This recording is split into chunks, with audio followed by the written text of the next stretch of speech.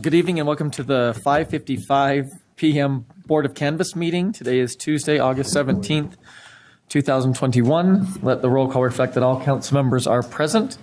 We'll first begin with the Pledge of Allegiance by Vice Chair White. Thank you. Please rise if you're able. And repeat after me. I pledge allegiance to the flag of the United States of America and to the republic for which it stands, one nation, under God, indivisible, with liberty and justice for all. Thank you. Thank you. We would now ask you to join us in a moment of silence.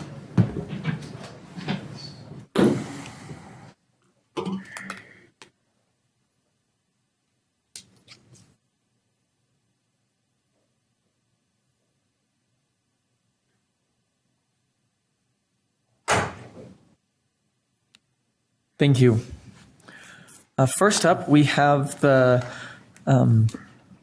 consideration to certify the August 10th, 2021 municipal primary election results. And tonight we have the city recorder, Tracy Hansen, here to present those.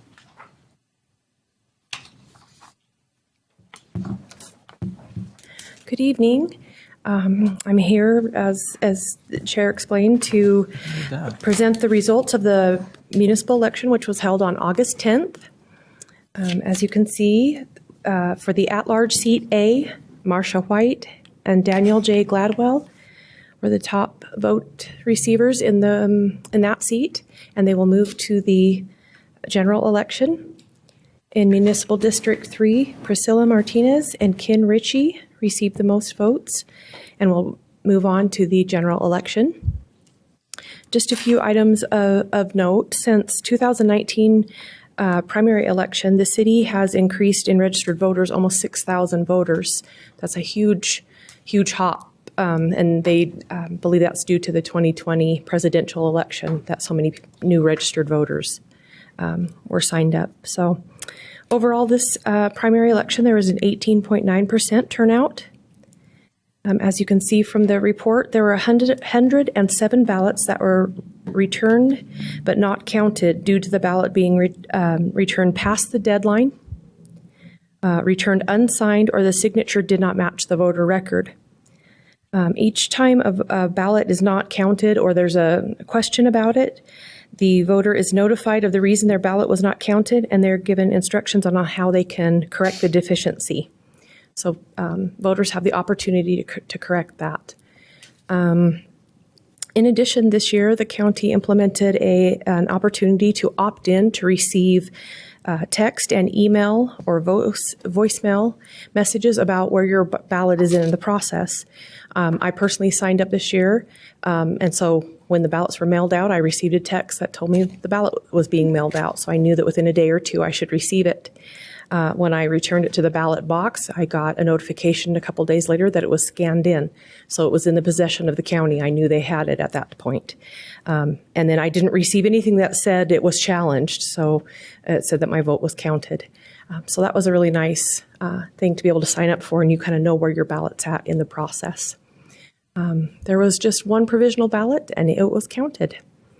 So these are the results, and I'm happy to answer questions, but we request that you certify the results of the election. Any questions for Chair? It's just a curiosity on the ballot.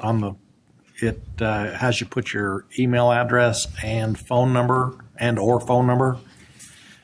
On the envelope. On the envelope. Yes. Not on the ballot. You're right. Mm-hmm. And do those? How often do those get used to verify a signature or? Every ballot's verified signature is verified. Every single one is verified. If there was a question and there was an email address or a telephone number, how would they go about that? They send a formal letter. I believe they email and they call. So people receive 3 opportunities to rectify the situation, whether it's the signature doesn't match so they can come in and bring ID. Sometimes people's signatures change over time. Right. And sometimes it's not the same. So they have an opportunity to come in, or I'm not sure if they actually have to come in. I don't know the exact way. But there's ways that they can either come in, or maybe they didn't sign it. They forgot to sign the envelope. So the ballot isn't actually open. It's just that little tab that they peel off. But they use that phone number and email address to reach out to contact them. Okay, I just have never heard of anybody that said, yeah, I got that email or phone call, or I just wondered how it all. Yeah, I know Probably they does use work. it. 107 times they did. Okay, thank you. So, Okay, any other questions? Chair, I motion that, oh, go ahead. Oh, so sorry. I motion that we certify the results of the 2020 primary. Thank you. We have a motion to certify the results from the August 10th, 2021 primary election by Councilmember Chaburka and a second by Councilmember Lopez. This is a voice vote. All in favor? Aye. Any opposed? That passes. And that does it for that meeting, so I would entertain a motion to adjourn that meeting. So moved. Second. We have a motion by Councilmember Hire and a second by Councilmember Nadolski to adjourn this meeting. This is a voice vote. All in favor? Aye. Any opposed? That passes. Thank you. We can now move into our city council meeting.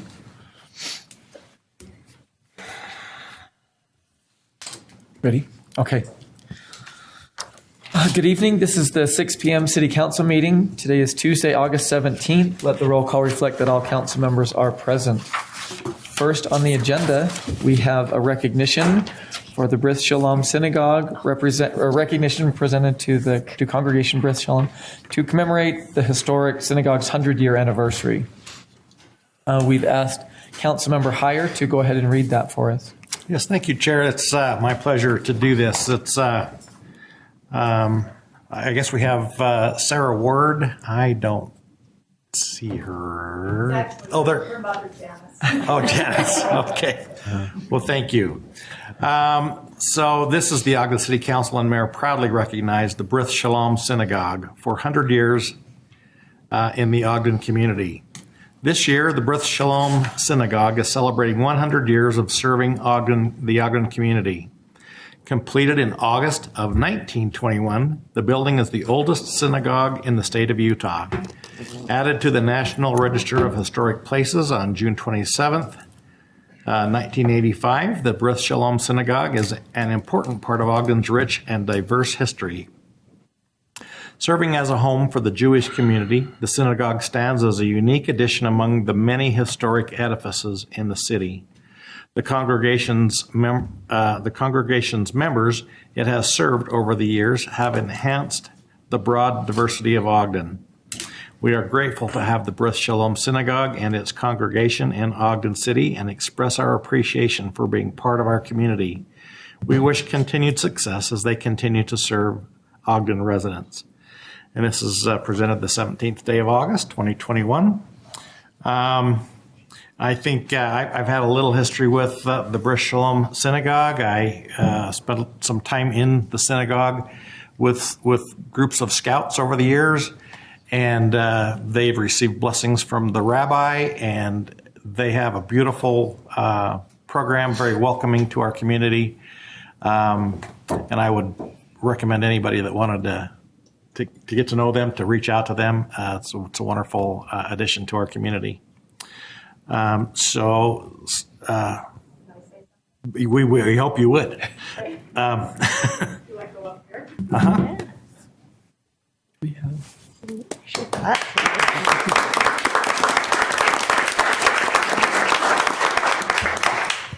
So I'm Janice Ward. I'm the president of the synagogue at this time. Very honored to accept the proclamation in honor of the anniversary, our 100th anniversary. Our congregation is very proud to be part of the Ogden community. We appreciate the city's work with diversity and inclusion. In these divisive times of worldwide anti-Semitism, we appreciate the support of the city, the Union Station Foundation, and the police department, which helps to keep us safe and thriving. Thank you very much for this honor. Thank you, Janice. Before you go, we do have a plaque for you, and we'd like to take some photos. Oh. Did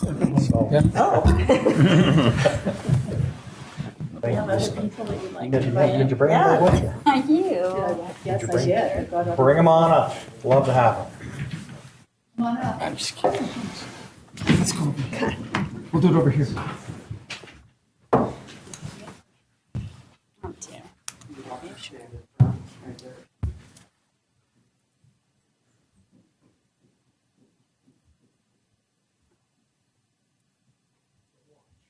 Hey. I don't want to. Anyone else? Okay, everyone looking here. All right, 1, 2, 3. 1, 2, 3, and one more just for there we go. Thank you so much.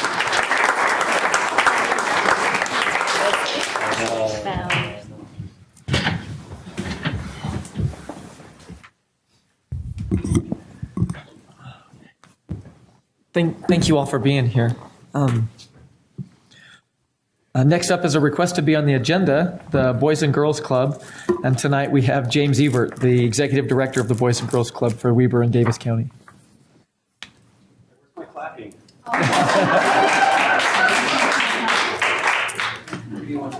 Yes, sir. So while he loads this, if you don't mind, first, thank you. It's not an opportunity I get very often to stand in front of City Council or a County Commission and express appreciation for the support we continue to get from our community stakeholders. But thank you for the time today. And if you don't mind, I'd like to say thank you to our chair, Michael Anaya, our past chairs, Kimberly Green and Troy Bullard, and one of our founding members of the Boys and Girls Club, the wonderful Jeannie Hall. They support us and they continue to provide direction, and without their support and our community support, it would be very hard for this organization to continue to function along with your support. So today, I am lucky enough to be able to stand up here. Yes, which button do I hit? The one, it's the right arrow. The right arrow, okay. I'm lucky to stand up here today and brag about what we do. I'm so privileged to take something that was very close to my heart when I was a commissioner and be able to work in that genre. When I worked in intergenerational poverty and social services, it became something very important to me as we discovered the trials and tribulations and challenges that many of our youth have that are underserved and are sometimes lost. And from an economic development standpoint, we just lose an opportunity to get those young men and young women in the workforce and to capture their potential. So it's just an amazing area for me to work, and I'm just so privileged to have this opportunity. So the first question, I guess, is why? Why is after-school programming important? Why do we provide these services to these youth? Why is this important work? Why is this work important to you as City Council? Why are we dedicated to this? And again, probably most important for me is why are we successful? And so I thought probably the best way is to show you a quick video from those who actually do the work. So if you don't mind, just a couple minutes. Hi, are you ready? Yeah, actually. My name is Carolina Rodriguez. I've been working for almost 2 years and I am a YDP at Newbridge Elementary. My name is Markel Gutierrez. I'm the Assistant Site Coordinator at Odyssey and I have been working for the club for 3 years. They can say I've lost my mind. I don't care, so call me crazy. We can live in a world that we design. 'Cause every night I lie in bed, the brightest colors fill my head. A million dreams. I love the people at Boys and Girls Club.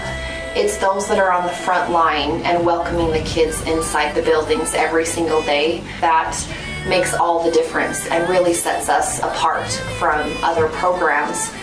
We have amazing staff. I enjoy talking to them. I enjoy watching them teach the children. I enjoy the way that they care so much about the clubs. My favorite staff is Markel because she's sweet, she's kind, she's funny, she's caring. And the first day she came, I knew she was going to be a really good staff. I come to club to talk to the staff about my day and get help on my homework. My favorite staff here at club is Brittany because I get to talk to her about my day. I can talk to her about anything and she just listens. She gives me advice and she's just a fun person to be around. She's very creative and artistic and she just helps me through my day, basically through my life. Run away to a world that we design. Every night I lie in bed. The club is important to me because I'm able to see kids reach their potential, reach their full abilities to learn, to grow. The Boys and Girls Club was my first job, and I learned a lot about responsibility. I love going to work. There hasn't been a day where I've been like, oh, I don't want to go in today. And it's so rewarding to me when a child, like their parents coming to check them out, and they're like, no, I want to stay at club. And then I know that I've been doing it. The club has helped me in my everyday life by encouraging me to continue my education. I've found it really hard to come in every day and tell our members that they need to pursue a higher education, go to college, find a career path when I'm not doing that myself. And so the club has helped me go back to college to receive my bachelor's degree. I don't want to cry on this thing. A million dreams are keeping me A million dreams, a million dreams. I think of what the world could be, a vision of the one I see. A million dreams is all it's gonna take. A million dreams for the world we're gonna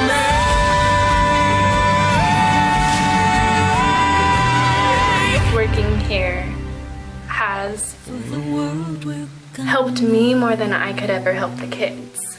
To me, it's just humbling to know that we have these kids who are going through so much already, but when you actually get to know them and talk to them, you can see their hearts, and your whole world disappears when you put yourself in their world. And yeah. for the world we're gonna make.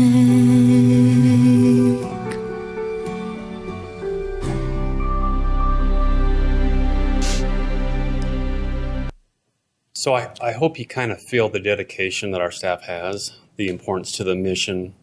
The Boys and Girls Club is actually a national organization.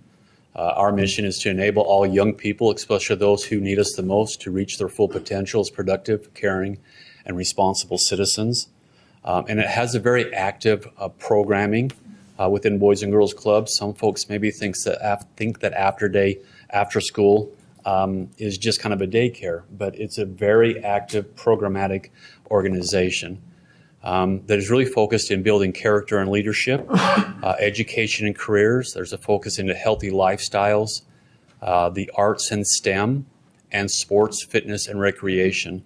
And in these trying times, specialized programs have come to the forefront because there's so many new challenges we have these days.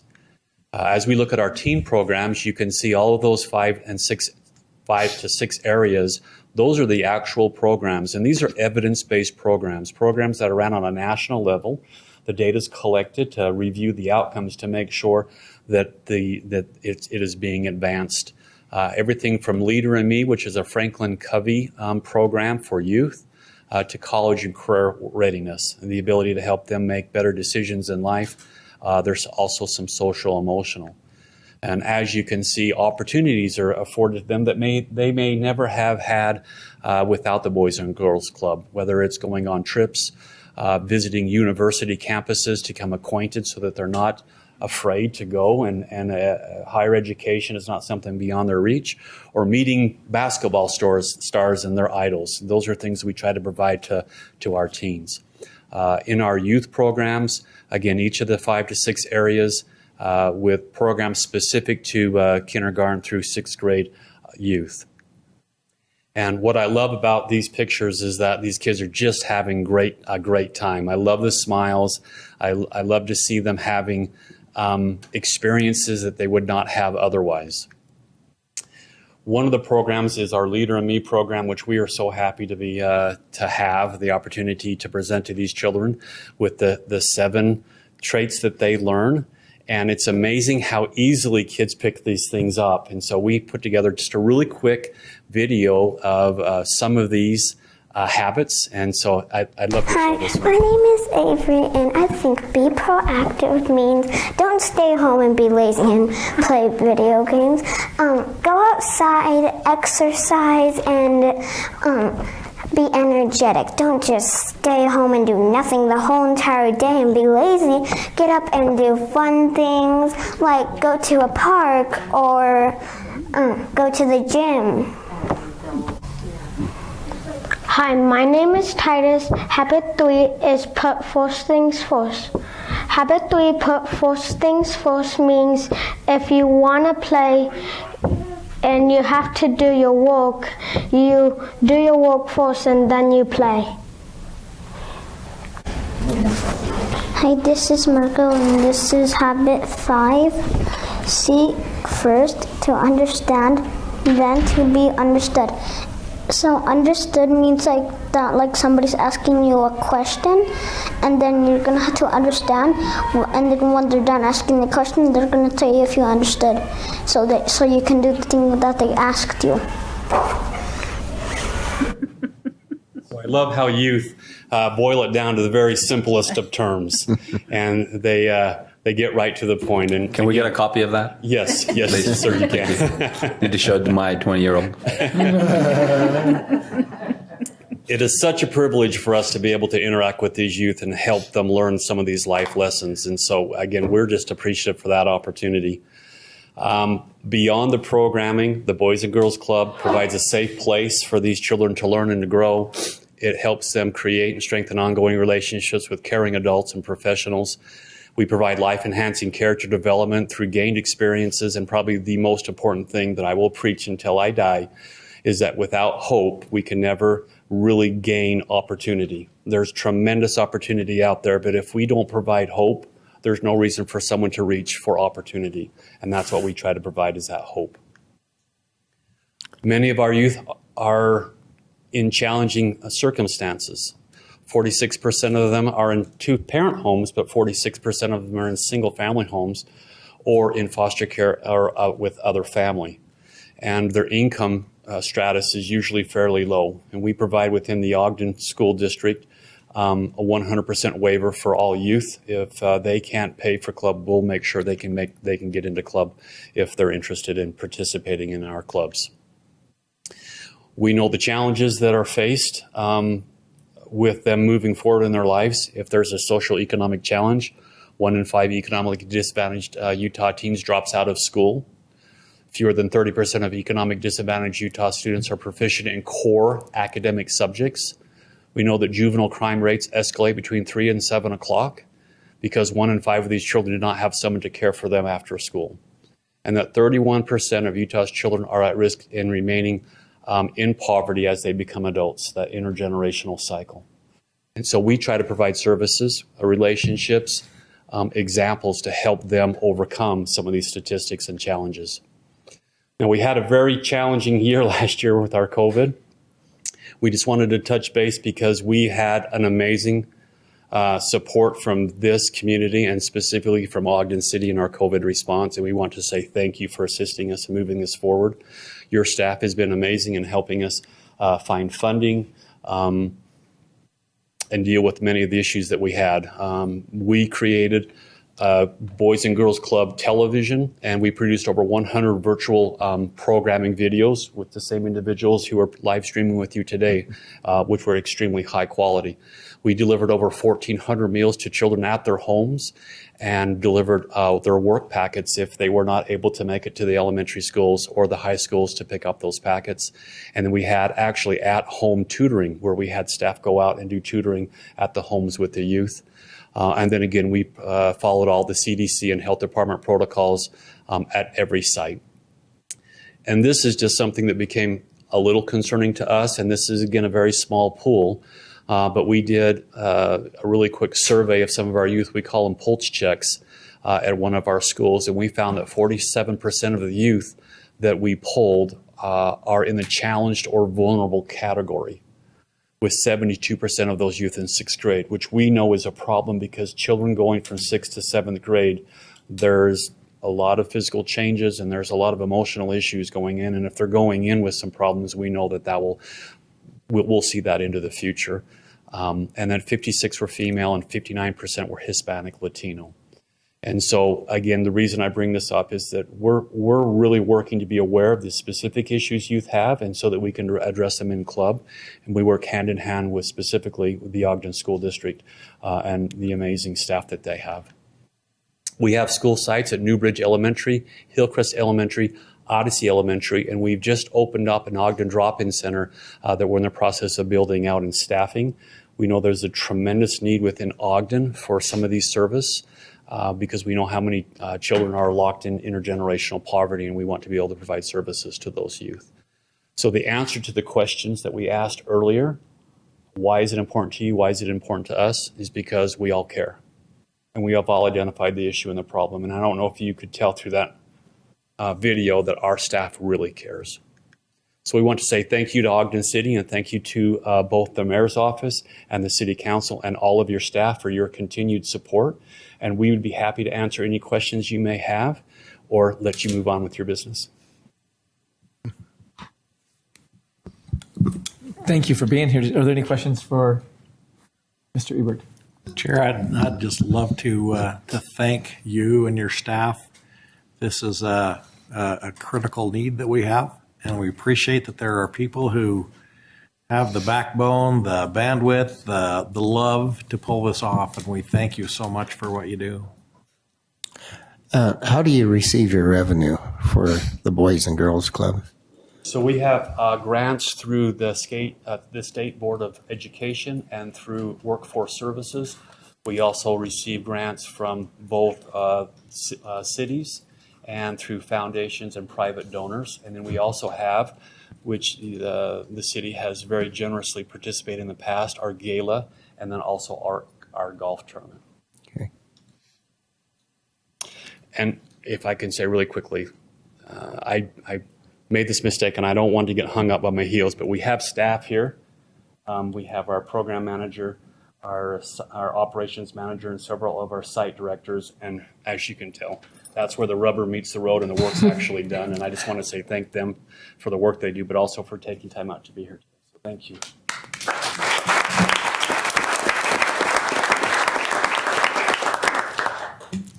Yeah, I have a question and then a comment. Was that the first time that you've shown that video? Was it the first time that you guys have seen it? Or have you seen it a million times? Either way, my observation's the same. I'll tell them. I've already told you this, but I ran into him for the first time at a meeting here, and I hadn't seen him for a long time. And I said, man, life after politics looks amazing on you. And I think what actually looks amazing on you, same thing that I saw in you, it's this, right? It's what you're doing. It's what you're feeling when you do the work that you do. And man, I just want you to know I saw it. I felt it. I'm not working the clubs like you guys do, but I coach youth, and I tell you, it just exhausts me, you know? It exhausts me physically, but man, does it build me up emotionally and spiritually. And I see that in you, and it looks good on you too. And I just want to know how much it matters to me, because it's the thing that just keeps me going. So thanks for having the kind of hearts that you do. And I'll tell you, service looks amazing on you guys. Thanks. Yeah. Please.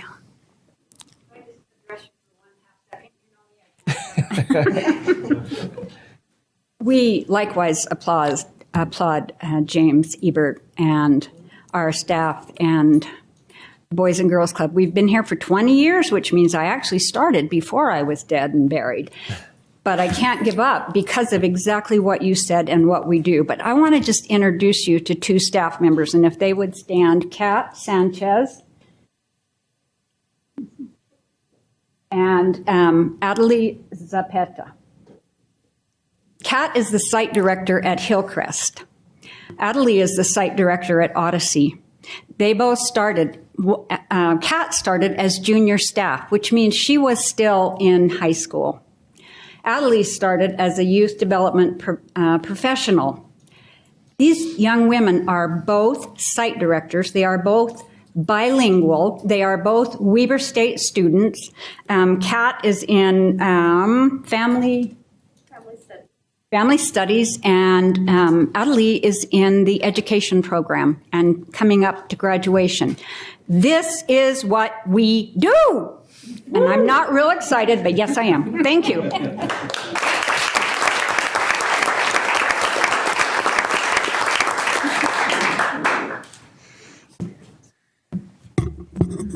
Okay, you sat down, so are there any other comments? Thank you all so much for everything you do for our community, for what you do for those, like you said, that need it the most, and we appreciate it, and we do see the difference, and we thank you. Any other comments? Anybody else? No? Then I think just one more round of applause, so thank you.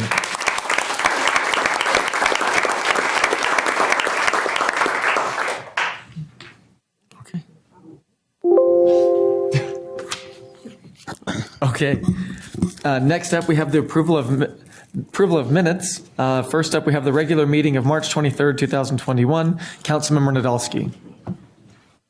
They're good. Okay. And the regular meeting of April 6th, 2021. Councilmember Heyer. Yes, Chair, I found them to be correct. Thank you. The work session of April 6th, 2021. Councilmember Lopez. Yes, Chair, they're accurate. And the special meeting of April 13th, 2021, Councilmember Stevens. Yes, Chair, they're correct, and I make a motion that we adopt and approve the minutes that have been presented. Second. Thank you. We have a motion by Councilmember Stevens and a second by Councilmember Heyer to approve the minutes. This is a voice vote. All in favor? Aye. Aye. Any opposed? That passes. Next, is items listed on common consent. We have some appointments to the Christmas Village Committee, the Natural Resources and Sustainability Stewardship Committee, the Ogden Housing Authority Board, and the Ogden Diversity Commission. And those names and those reappointments are listed there. Do I have a motion for the items listed on our common consent? Chair, I motion that we approve the common consent agenda. Second. Thank you. We have a motion to approve the items listed on our common consent by Councilmember Chaburka and a second by Vice Chair White. This is a voice vote.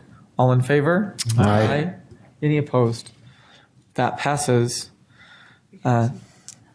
We do have some of those listed here with us tonight. Yeah. I don't think so.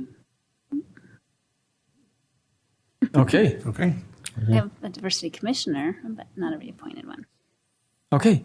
Next up, we have reports from the Planning Commission. First is the Lynn Community Plan Amendment and Rezone at 140 to 152 West 2nd Street and 139 Wall Avenue. We have Greg Montgomery, the planning manager, here to present tonight. Good evening, Chair and members of the council. You have two items that the Planning Commission has made recommendations on for you to consider tonight that are interrelated, doing with the proposed project at 139, 140, 142 2nd Street, and it also includes 139 Wall Avenue, 139 North Wall Avenue. And I'll kind of take the first step, talking about the Lynn Community Plan, because without a decision on it, then the second step wouldn't take place. So the city received a petition a while ago in October to look at a possible zone change to the corner of Wall and 2nd Street. This is the area of the Lynn Community Plan. And in that petition, the petitioner had several people who signed the petition, included these properties as shown. The Strickler property on Wall Avenue, the Woods property, the Jones property that is in the interior part of the block, and then the Giboney property that is on 152 West 2nd Street. Those were the people who signed the petition, and in addition to Mr. Strong, who is presently doing the townhome development, 30-unit townhome development on 2nd and Wall. So the commission, with this petition, then reviewed it to look at the possible amendment. The Lynn Community Plan had talked about the corner property, which is where the 30-unit townhome project is, of having potential to be rezoned to either commercial C1, residential R3, and that property was approved to be developed and is under construction. And then, as I mentioned, late last year, a petition was filed to then expand that beyond the boundaries of the corner to include some of those inner parcels and also include a parcel along 2nd Street, as you see on this map. And that petition was to rezone these properties also R3 conditional overlay, which is what the corner property is zoned as. So with this petition being the first step, whenever something is looking to be rezoned, is the first criteria is this consistent with the community plan? The petition was not consistent with the community plan, and so the first step was to consider does the city look at it, doing an amendment to the community plan? And so as this was reviewed, it was looked at the existing language in the plan, some of the conditions that the plan talks about of type of development that takes place being done as a conditional overlay. Now, explain what a conditional overlay is. It says that if it were not for a specific project and a specific design, rezoning would not be considered because it could open up a lot of different other uses. And the city is feeling that maybe this use is appropriate. We put the conditional overlay on to make those stipulations, and that if some other thing is proposed, it would not take benefit of this rezoning because of that conditional overlay provision.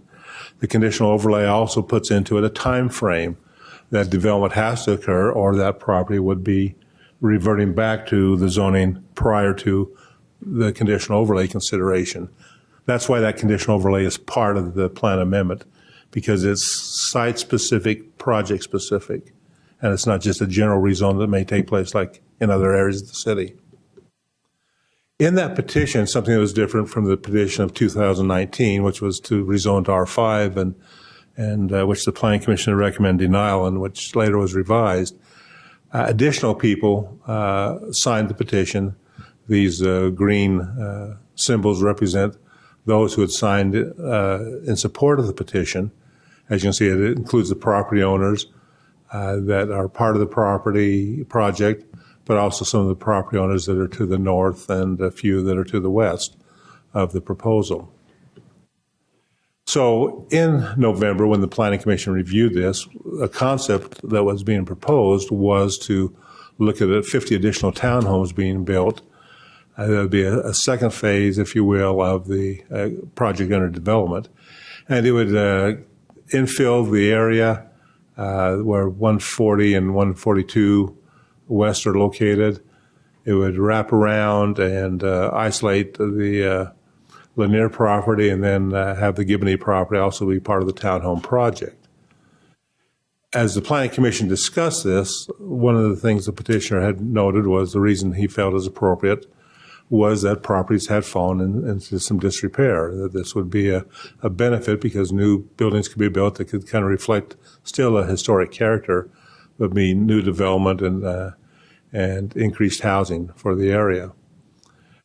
One of the staff's concerns, as we talked about this during the plan amendment phase, was that this would isolate potentially properties if some of the properties are developed as R3. The Lanier property being surrounded then by multifamily, the properties at the west end also having their boundaries being multifamily, and then creating kind of a wraparound effect that could have an adverse impact to the overall development of the area.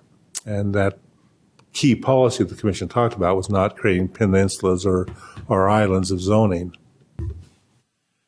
As the Planning Commission looked at that, they revised somewhat the requests that had been made, and in a recommendation to you had voted to make sure that those properties that are along 2nd Street and also to the west don't extend all the way to the streets, that they have a buffer to keep that single-family zone in place and adds language that there not be isolating properties because of rezoning.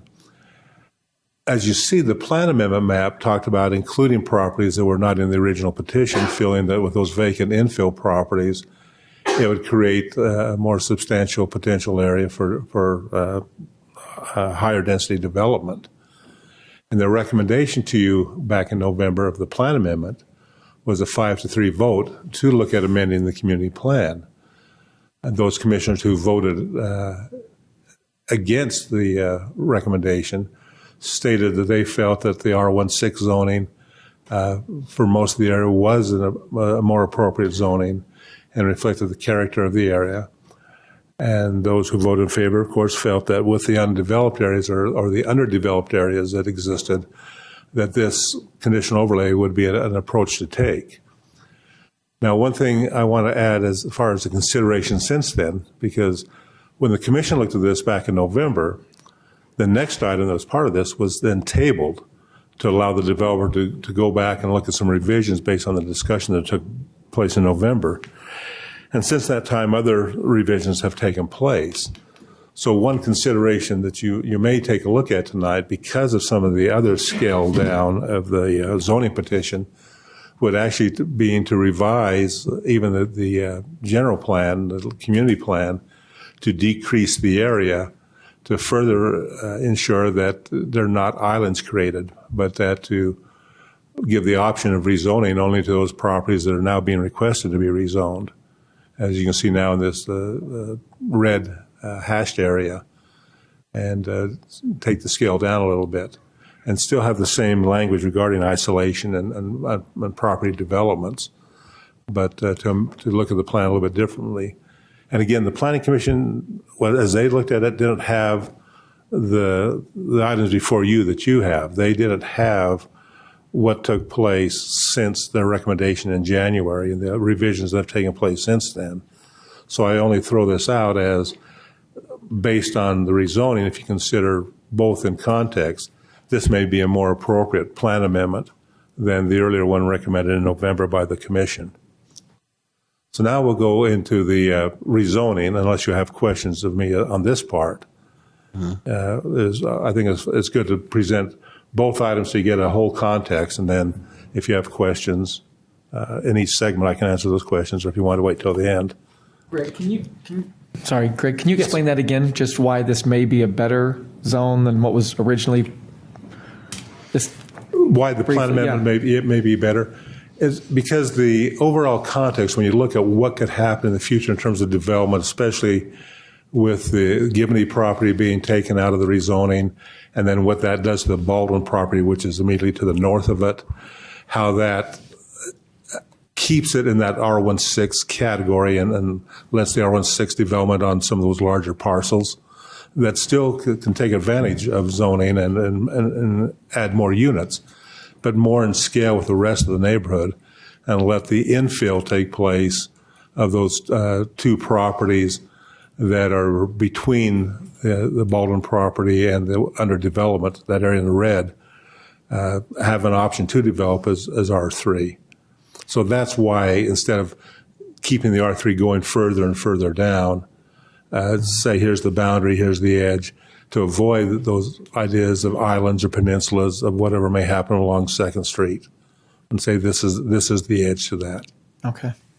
Do you mind just clarifying? So is it just the 152 that's now removed, or is there anything else that's removed in between there? 152 is now removed, okay. And the Baldwin, as far as the plan amendment, let me just go back. 136. Yeah, so you see that larger area on this map that's shaded, that's cross-hatched. That is the western edge, and then compare it to this one. So you see both of those large pieces, and those are about 10 acres that would be removed. On some of those at the first that were included in the petition, but now are not in these, but the developer has made some type of a bid for those other properties. He's tried to put them under contract, or? Well, as I understand it, and the petitioner is here tonight, so he can maybe clarify that, but a couple of the properties are under option, and depending what happens with the rezoning petition. One property, the Wall property, has actually been purchased, and so that's kind of their status. And so he can clarify further. So if it passes, then he could actually go and acquire some of these other properties and continue on with his development? Yeah, that would be his prerogative at that point to determine. Again, the conditional overlay, which will be the second step, would set a time frame and a time limit of what can be done, when things have to happen, if that zoning is going to stay in effect. Okay. And the parcel of ground that we're looking at the present time, how many units is he planning to put on that piece of property? So that'll be the next item we'll talk about, the actual rezoning and the development agreement. All right. Okay, I guess we need to jump to the next.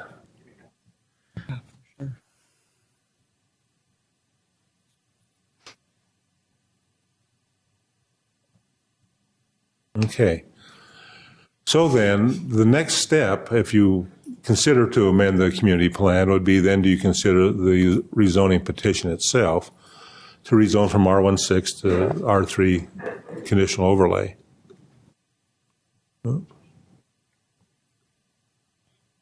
Greg, do you mind if I ask a quick question? So I noticed, on that petition, there's some names there that now are no longer part of the petition. I know that the developer purchased one of the properties, and then the other one was 152. So how does that impact the petition overall?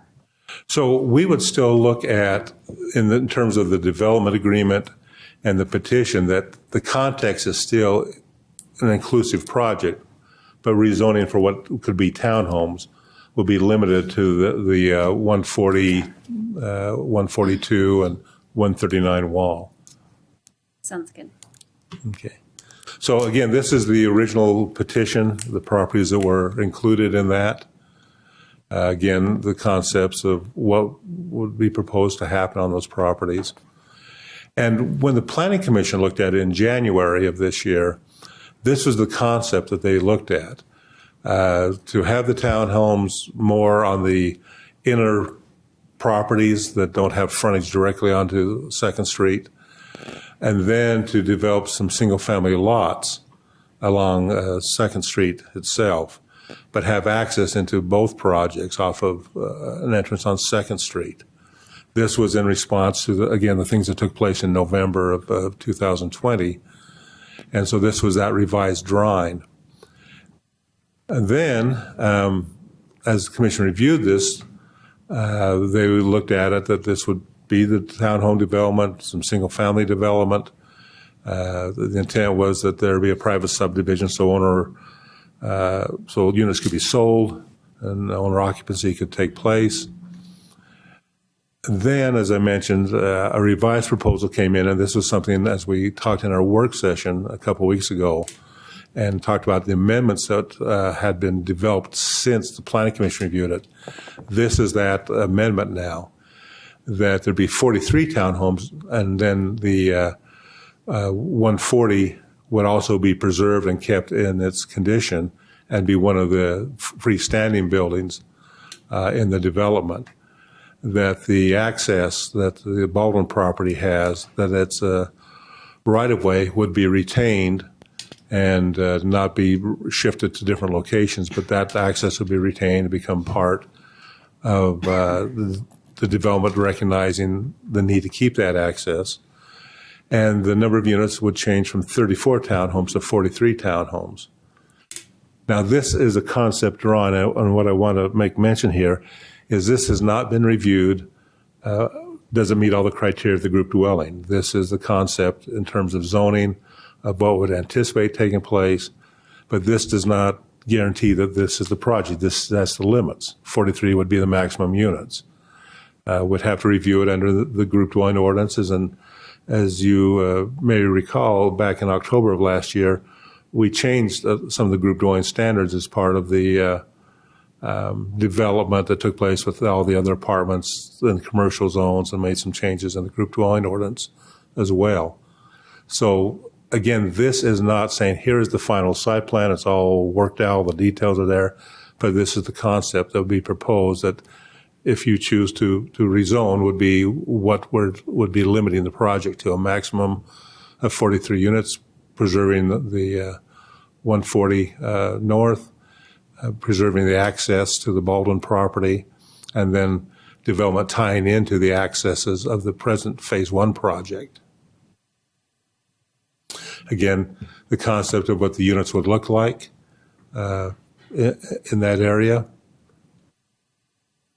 And then, as we looked at it now, scaling back from what we had shown you 2 weeks ago to what the actual rezoning would look like now, what it'd do is keep the Gibney property with its 332 feet of frontage in the R16 zone, and this project itself would only have 36 feet frontage on 2nd Street. And that change was to try to avoid creating the peninsulas or islands and look at it more as an infill of some of the underutilized land that exists between the Baldwin property and the development that is taking place. As I mentioned, one of the key parts was the access road. This is its present condition. Well, this was the condition prior to development. And of course, this is what it looks like now as the development is taking place at the townhomes and keeping that access. But then you can see further back the 140 north that it would also be preserved as part of the new project in this proposal. These are some of the structures on the properties. Again, the 140 West and what its appearance is being preserved, and the development around it would kind of look at the same type of brick to help match the home as it exists, and preserve those historic features as one of the contexts of the development agreement of language to help, again, can tell the story, preserve the home, and be able to try to add to the Bingham Ford area in terms of new development versus retaining some of the old characteristics. So on January 6th, the Planning Commission recommended on an 8-0 vote to approve the petition to rezone from the single family to the R3, and now, as I mentioned, excluding now 152 from that, with these conditions. Developing the row homes, the townhomes, and keeping west of that, keeping it R16. The subdivision would match boundary adjustments that would take place in combining properties that they incorporate 140 West into the development. Here I remove the single lot provisions because the layout itself would now be more to future development and not what had been talked about in the Planning Commission, since it was not part of the rezoning, but still be part of the development agreement. And then the petitioner work with the Landmarks and Heritage Foundation to look at how do we keep some of those historic items. In the townhome, looking at the matching as a color key, the farmhouse, and then maintaining the legal access to 150 West 2nd Street. So that is the second item in the Planning Commission's recommendation on that. Greg, was there any mention of the ditch rights and the ditch? They were not tied into the development agreement. Those are things that under normal site review would take into consideration of existing easements, right-of-ways for irrigation systems, and making sure that the development will still allow those to flow through to the people who have the water rights beyond this property. So those are more of a site development rather than an item put into a zoning. Are they part of the conditional overlay requirement? Again, they are more, the conditional overlay is more overall concept and theme and not into the site plan review criteria. I see. Okay. So those would be something that if development went went forward, we would tie into those site plan review. Well, the reason I mention it is because it has come up on several occasions with telephone calls to me, and it's also one of those things that's easy to overlook if it's not documented very clearly. Right. Yeah, and it is a very important issue of the water rights. And one of the things in the state law that it talks about is that whenever a development is proposed, that we contact and work with the irrigation companies to let them know of the proposals, to then find their concerns so that they can be implemented in. So those are some changes that just has taken place in the last legislature. Okay, thanks. I would like to go to the Weber County Heritage Foundation and the Ogden Landmarks. How will the petitioner address that to try to keep the continuity of the historical sites together with his project? Well, a couple of ways that could happen is one, keep meeting with them to understand what are the key elements that need to be preserved, or what are the stories that need to be told, and how can I implement that into my design. So that'd be step one. Step two may be going further and say, are there properties, are there structures, are there things that would be nominated and placed on the local register so they would be protected? That could be another step. And then also looking at, as they do work, if they uncover things, do we document them that may be historical things? Much like we did when we did the river project. Mm-hmm. You know, as we worked along the Ogden River, we uncovered a lot of things and documented them and put some in different areas of resource protection because of what we discovered. Okay.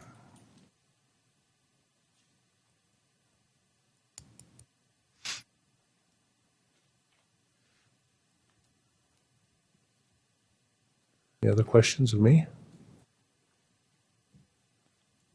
In the conditional overlay, I'd like to go back to irrigation. Mm-hmm. Could we include that as part of that this evening, or would that have to come at a later date? No, I mean, you could include it. I just explained why we didn't put those in there, but if that is a key feature that if it were not for this provision, we would not look at rezoning, that'd be something that you could always add.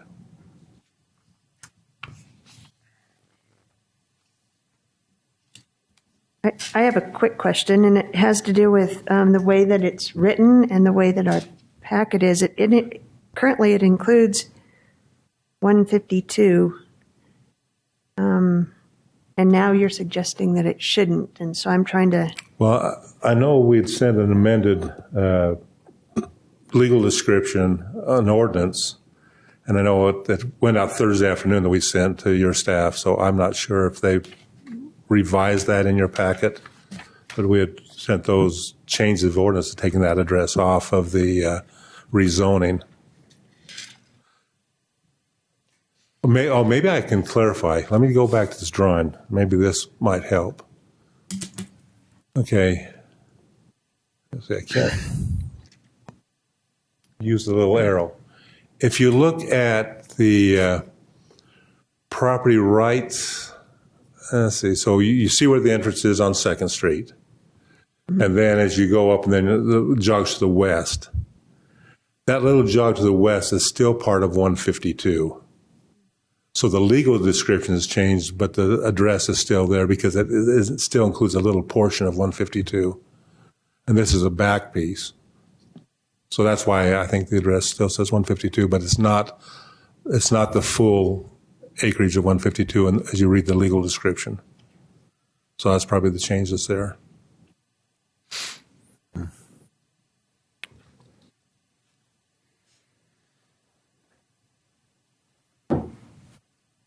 I think I'll talk about going 60 feet west, then 118 feet north, and to include that little piece of 152. So he'd have to purchase that property then? Correct. Okay. For this drawing to work, yes.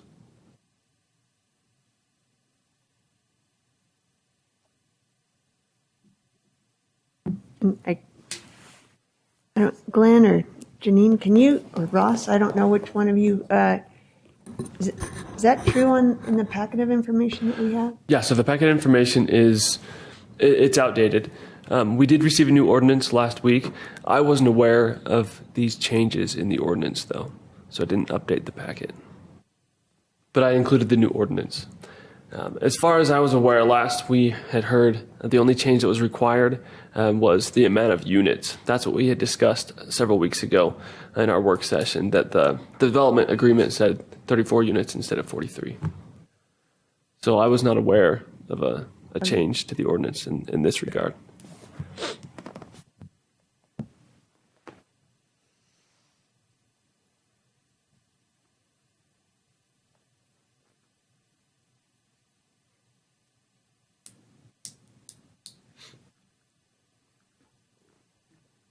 Follow up, or you?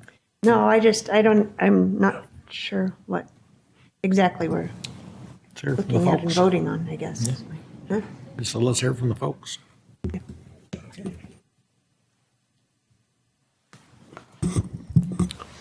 Okay, we will take public input on both of these items, and we'll do it. Sorry?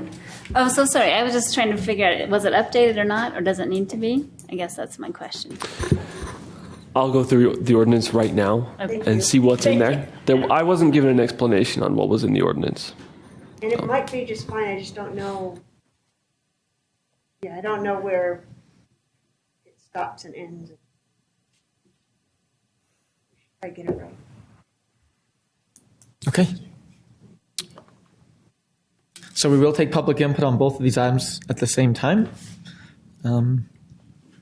So all those who wish to speak on this item, please come.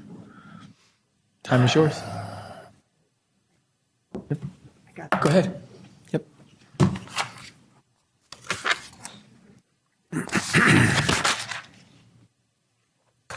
So I am Dana Peterson, and I currently live at 140 West 2nd Street, and I have been there for going on 8 years.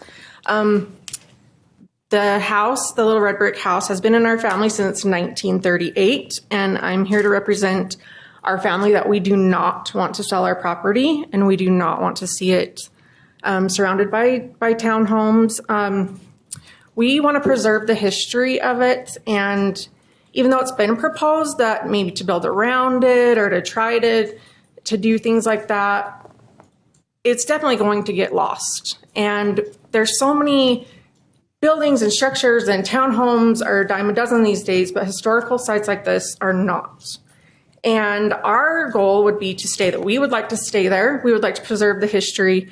We've gone to great lengths over the years, any of family members that have lived in it and us, to preserve the history. We've gone as far to, one time we had bees in the walls. We took brick by brick. We took each brick down to take care of the problem and then put each brick back up so that we could preserve all the original brick of the place.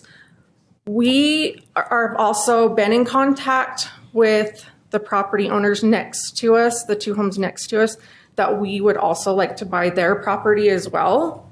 So if we were able to stay there and purchase the property, we would also like to work with them to purchase the property as well to help get that cleaned up and back preserved. So we just, there's a lot of history there and in that surrounding area, and I would just hate to see it get lost. And I just feel like even if it was the home itself was kept, building around it is just going to get lost. So we would just like to see it stay how it is, and we want to stay there and continue the memories that have been in our family since 1938 and continue to preserve it and be able to pass it on to others. So that's how our family feels overall. So, may I ask a question? Yeah. Sharon? Yes, please. Do you mind just telling me your address again? I'm sorry. 140 West. Yeah. So we appreciate your consideration to be able to keep it there and keep the history and be able to preserve what few things there are like that around in this area today and to help that go forward. So can I ask a question also? Yeah. So right now that's actually in the area, right? The 140 is in that area. Okay. Yeah, we're the one straight back, the little red brick house straight. Are you the one that lives there Yep, currently? yep. I currently live there. I've been taking care of the property for the last 8 years. See, so you're the niece, aren't you? Yeah. Okay. Yeah. Yeah. We have this binder that has all this history that I have, and it even has the deed that Grandpa paid $1,600 back in 1938. And we want to keep the history, keep it in the family. Thank you. It's nice to meet you. Thank you.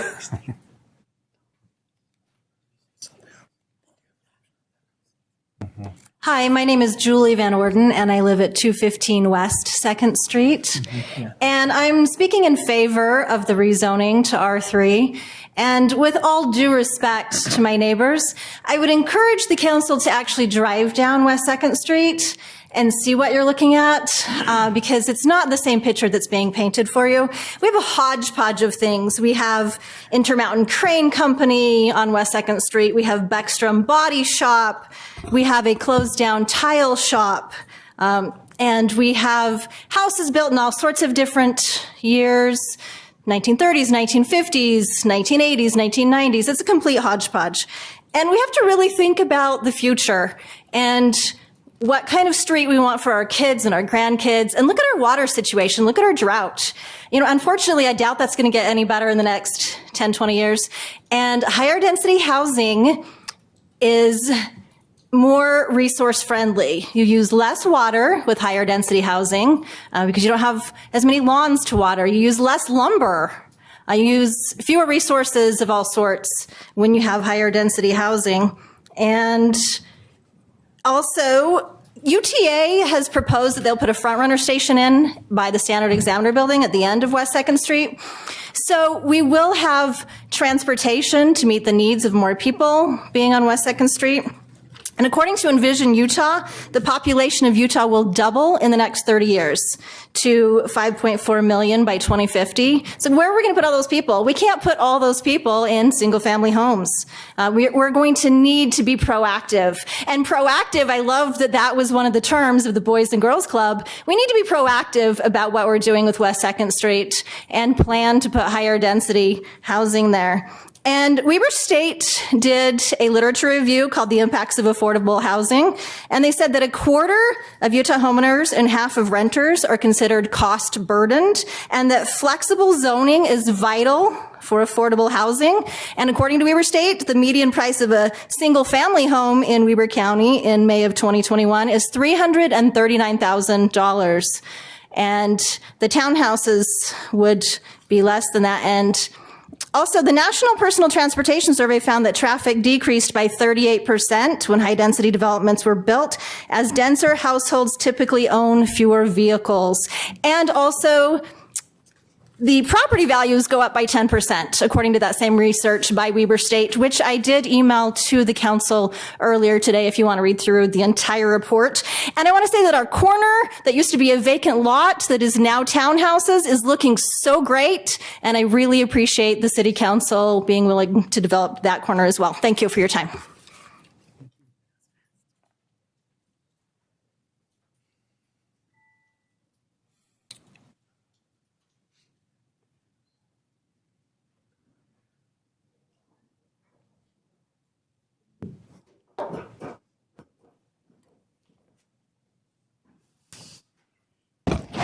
My name is Anna Keogh. I live at 301 West 2nd Street.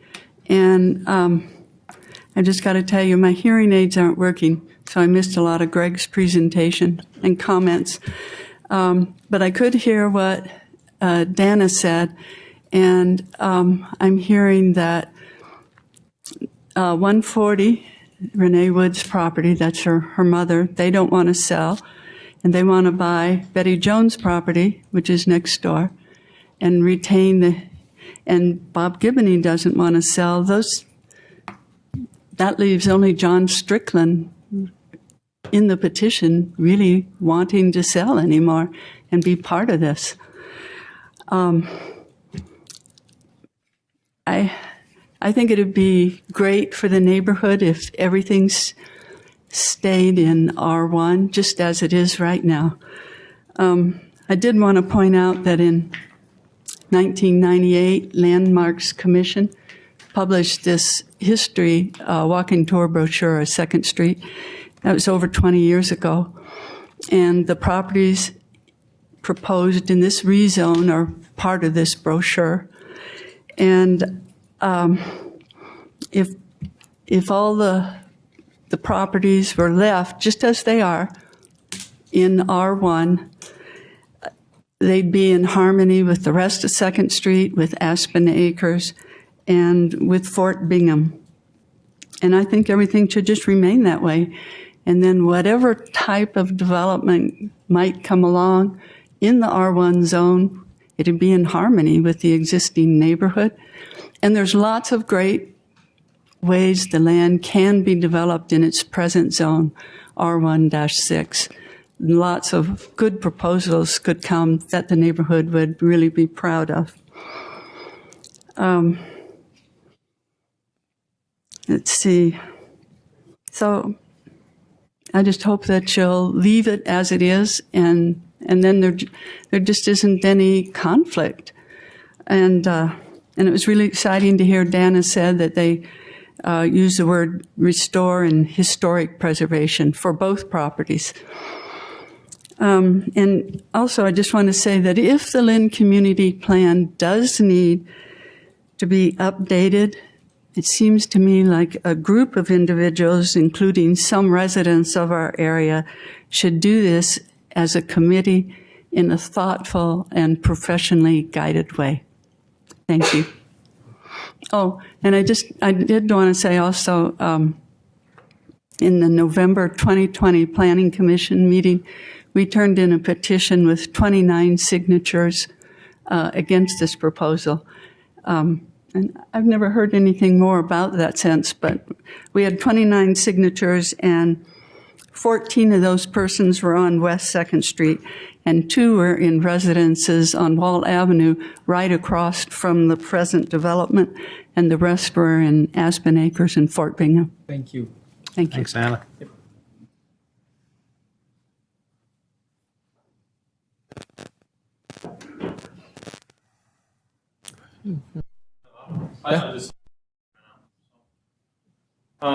Just real quick, my name is Brandon Peterson. I'm Dana Peterson's husband. I'm new to the family. We've been married for going on 3 years, actually next month. And really, I mean, that place is the most perfect place to live. I grew up in Layton, so pretty busy there. But living in a place like 140 West 2nd Street it's amazing. There's, it's hard to find stuff like that nowadays. It has a special spirit. And both Dan and I would love to restore it and just make it beautiful like it was way back in the day. There's a lot that we want to do to just make it better. So, again, thank you for your time. Ultimately, we are grateful for the opportunity, and we just ask that, we hope that you would respect the wishes of the family. So, thank you. Thank you.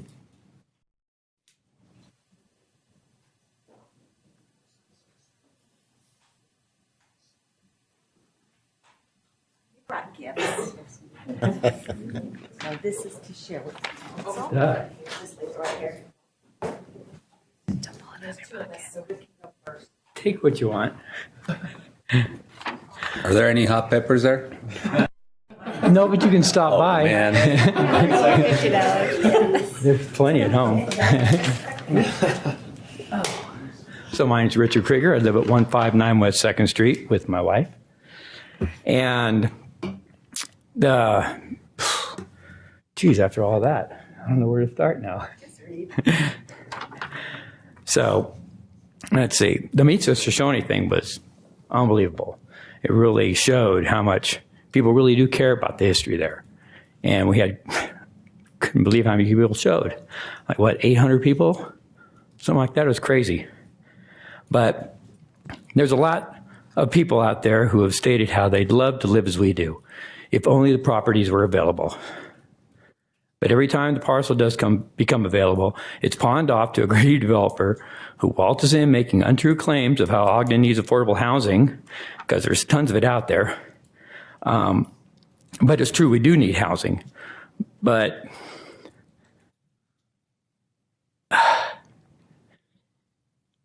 we have something here that other places just don't have. These things, I've been working in the industry for 30 years, and everything out there is restorable.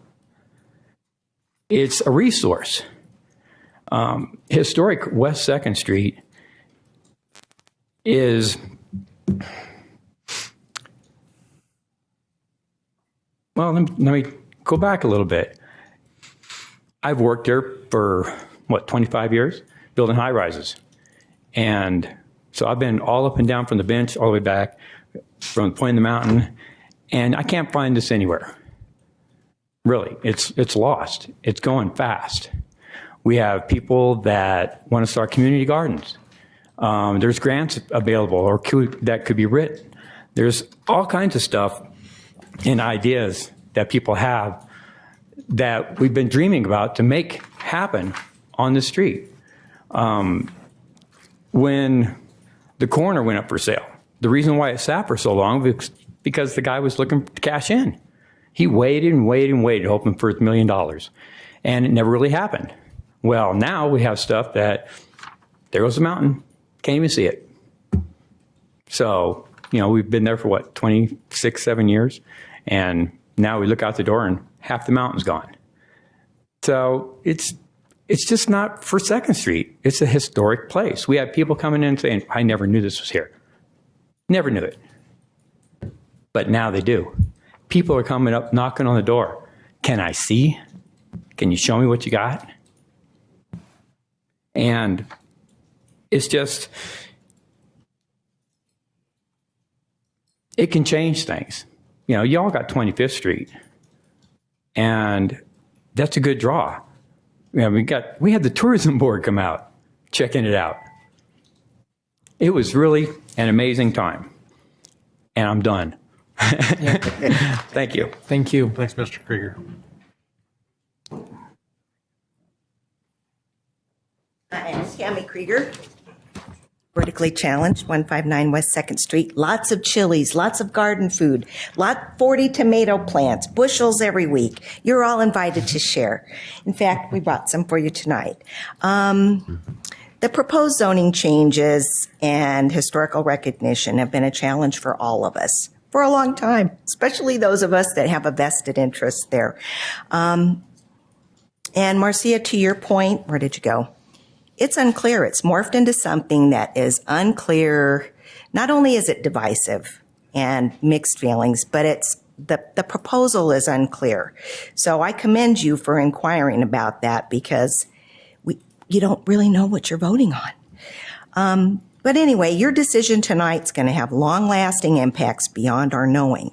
And as an experienced analyst for a federal government agency, I've gained some skill in projecting risks and impact on a broader scope than most, along with best decisions for all the stakeholders. So here are a couple major points. Is it true some of our properties have been neglected, a little bit blighted? Heck yeah. I wholeheartedly agree that those who have not, cannot, do not sell out to those that will. We want our neighborhood to improve and develop. We want change. It's not that we don't want change and development, but we want it to be smart. We want it to be right for our area. And not just because we don't want condos, it's because it's not the right place for them. Let's see. They don't align with the vision of what 2nd Street is and can be. And I do encourage you all to reconsider your authority with the RDA and HUD monies. I read the 44-page fair housing analysis for Ogden City. We have enough low housing, but take some of those monies. You all administrate all of that RDA money. Expand it, share it more. So that's one recommendation. Is there a significant housing shortage? Yes. Is it your best decision to rezone incremental changes and put them in wherever you can, as much multifamily housing? Truly, the proposed 44, or to Marcia's point, however many it truly is, townhomes that happen, are just a little tiny spot, Band-Aid, in the housing shortage.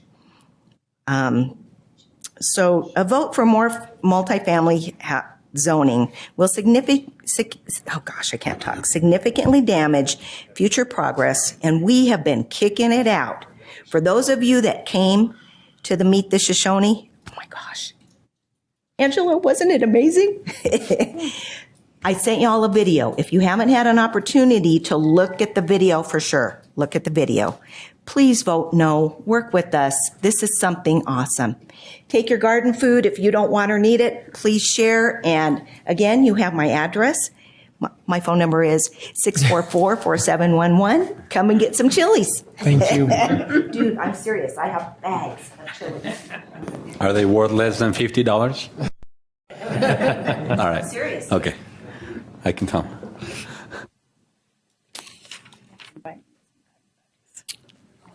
Tomatoes.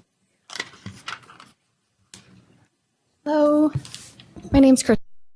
I'm a real estate agent and a board member for the Weber County Heritage Foundation. That's how I know the Kriegers and Anna Keogh. I helped the Kriegers purchase the property next door to them. Gosh, how long's that been? Year and a half? We owned it for a year. We had Yeah. 2 houses just to save Artstone's farm. To save their farm. So that's how I got involved in this neighborhood. I don't live in the neighborhood. I do live in Ogden. I sent you all an email. I've sent a couple of emails over the last year and a half while this has been up for discussion. But I just want to say, I think we're looking at a neighborhood that has been here for over 100 years. And your decisions this evening, I think, will impact this neighborhood for another 100 years. And we need to look long-term at the future of what that will look like. I know there's a housing shortage. I deal with it every day. That's my job. And it is tough. And I know we need more low-income housing. I don't necessarily think townhomes are the best option for that. Townhomes, particularly new construction townhomes, are not cheap. They're not. I've sold several of them over the last year, and new construction is outrageously expensive. It is. My clients in the low income bracket they could not qualify for a townhome. No way. They are going to be. I don't know what they're being sold for. I have not looked at what this development is being sold for, but on average, they're still over $300,000. And you still have HOA fees on top of that. They have to maintain their FHA certification for low-income buyers to be able to purchase them. And that's long-term. They will probably keep that certification to start, but we can't guarantee that they will stay FHA certified long-term, and that's what most low-income buyers use to purchase homes. I think that we have all this beautiful acreage that we don't have anywhere else in Ogden, nowhere else. And I would just love to see new construction, single-family homes, small cottages, something similar to OGDEN bungalows that Ogden City helped with. I think that started in 2014. That is a beautiful neighborhood. And I think we could do something like that on West 2nd Street that's more in character of the existing neighborhood, that pleases everyone, that could stay closer to low-income housing, because townhomes won't. They do for a minute, but as phases continue, they get more and more expensive. Those HOA fees go up as cost of maintenance rises. Like I said, most of them end up losing their FHA certification after a few years as the HOA changes hands in management, and they're not an option for low-income housing. I do think we have space all over Ogden to put townhomes, all over Ogden. I just don't think this is the space for it. But I would love to see development here. Like I said, we have acreage that we have nowhere else. And I think it would be awesome if we could maybe put a committee together and build a plan for single family development on this street. And I think it would appease everyone. Yep, thank you. Chair, can I ask Kristen a question? Sure. This is my time, not yours, so don't worry about that. But I think we spoke a week ago Saturday at the event, and you had mentioned that you had interest from others, many people, in buying that as is, and and that it isn't likely to just stay there as a place that needs to be refurbished. It's got some real potential. Yes. Is, right? And that I did pull the data. I meant to touch on this. I think a lot of residents have been told that this will raise property values, and that some residents may feel that this is their only option, is to sell to a developer, that they couldn't sell their home otherwise. I pulled the data for this street and these blocks that we're discussing. For the last 5 years, not a single one of those homes that was publicly listed did not sell. Not a single one. In the last 5 years, if it was publicly listed, it sold.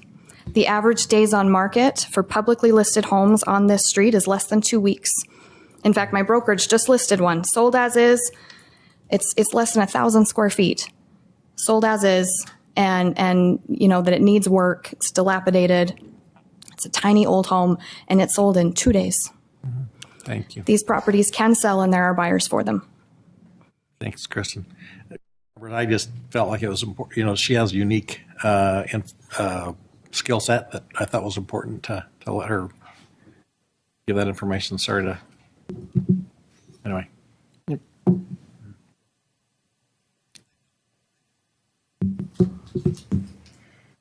Hello, my name's Baldwin, and I have the the property that butts up to these apartments that are being built up that dirt road that you were seeing on the map. And what's that address? 150 West Rear. Thank you.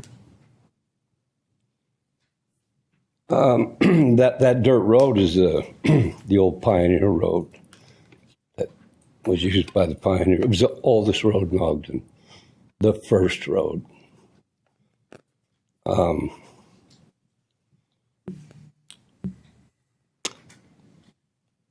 Anyway, I have 4 homes on that property that I think the newest one's like, I don't know, 1865. One quite a bit earlier, adobe.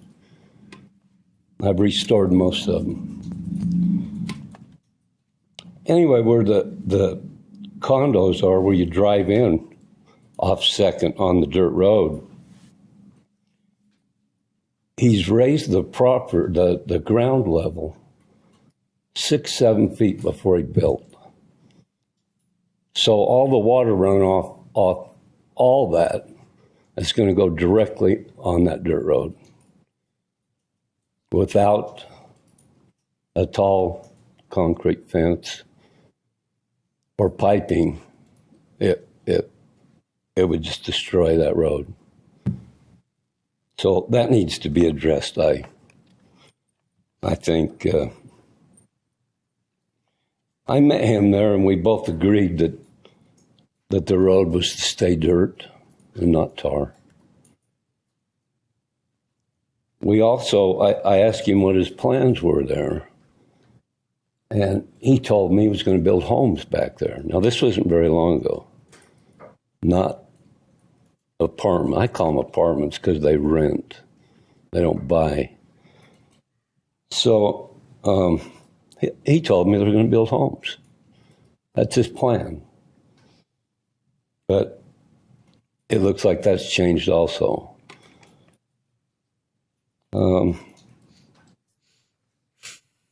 He tried pretty hard to buy mine, and I told him I wasn't interested. And he said, fine, I'll just build tall ones right up to your gate and let them stare at you. That wasn't a very comfortable feeling.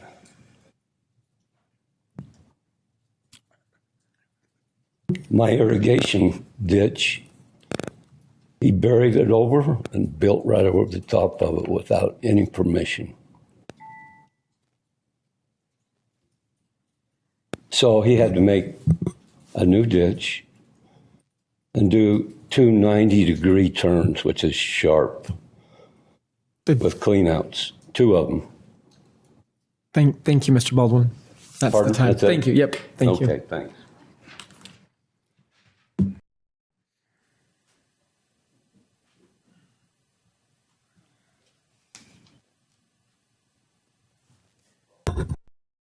Hello, I'm Dustin Peterson. I'm here as a real estate agent that representing.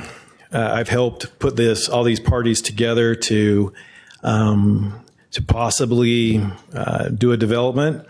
9 months ago, it's been since the Planning Commission approved and sent this before you guys. It's been 9 months, but we've been waiting. I can understand that the homeowners are very anxious to do something. And so I do have to clarify as far as the Giboney and the Harts, there are contracts with those properties still. I understand that the Harts' niece wants to buy the family's property, and she could obviously approach the developer and keep that property because he has no plans on doing anything with that property in terms of taking it down. So if she has an interest in buying that property, she could definitely approach him. We walked the streets, well, it was before COVID, and to ask about what people thought about this development, and they kept saying, well, they're rentals, they're going to be apartments. These are not apartments. These are single family townhomes that are sold individually to individual people that live in them. And so, yes, something needs to happen with this area because it is blighted. For a matter of fact, I was walking down the lane that he said Baldwin mentioned, and his son came to walking down the alley with a bat to come after me because he thought I was somebody going in those properties. He just chased two people out of those properties. So it is an area that needs to be cleaned up. It's hard to get development money and get all property owners at one time to agree to develop. And that's what we have right now. We have property owners that have all wanted to agree to sell. Yes, there's some frustration because it's taken so long, but getting them all to come together at one time, they're not asking for ramp money or TIF funds or anything else. They're coming with their own funds to develop this land. And as far as who can qualify for this, I heard that low-income housing, yes, it's going to be hard for people to buy homes going forward. The average home price in Weber County is $383, which means that you roughly have to make $27 an hour just to qualify. That's with no other debt. So if you're going to buy, it's not going to be a cottage because a cottage is going to run $400,000. It has to be a townhome or high density, or you won't be able to live in there. So anyway, hopefully that clarifies the status of the contracts. Thanks. May I ask a question, Yes. Chair? Yes, please. I'm just curious. So I'm a little confused about the 140 since you're saying it's under contract. Correct. And the family is saying that they want to keep it. So can you Correct. explain that a little bit? There will be some, I don't want to talk about contracts because in terms of what the family want to or not want to do with the developer, because that's talking contractual stuff. So, but as far as they'd have to be here to speak for themselves. I can't speak on their behalf, but there still is an outstanding contract. So your group won't consider building single-family homes? They are on the Giboney property. Okay. The one that's not going to be changed out of the zoning. So there'll be a continuation from Wall, and I'm not speaking for the developer, but I'm just speaking for what has been from Wall, where the existing townhomes are, it will go up to the lane. Where the lane is, that's where the townhomes will stop. Then the Baldwin property starts, which will be single-family homes, so nothing will change there. So the Giboney property will have to have, it could be a cottage, it could be a townhome style, not a townhome, a ranch-style home. It could be anything because it won't change the zoning. We're not asking to change the zoning there. So. Thank you. My understanding is that that isn't what we're considering this evening. Is that right, Chair? Because we're not looking at the Bob Givney's section down. We're just looking at the townhomes this evening. Well, is that right? As Craig said earlier, there is a part of it. There has to be a part of the Giboney. It's part of the. Yeah, but not the whole section. Not the whole section. No. Yeah. Thank you.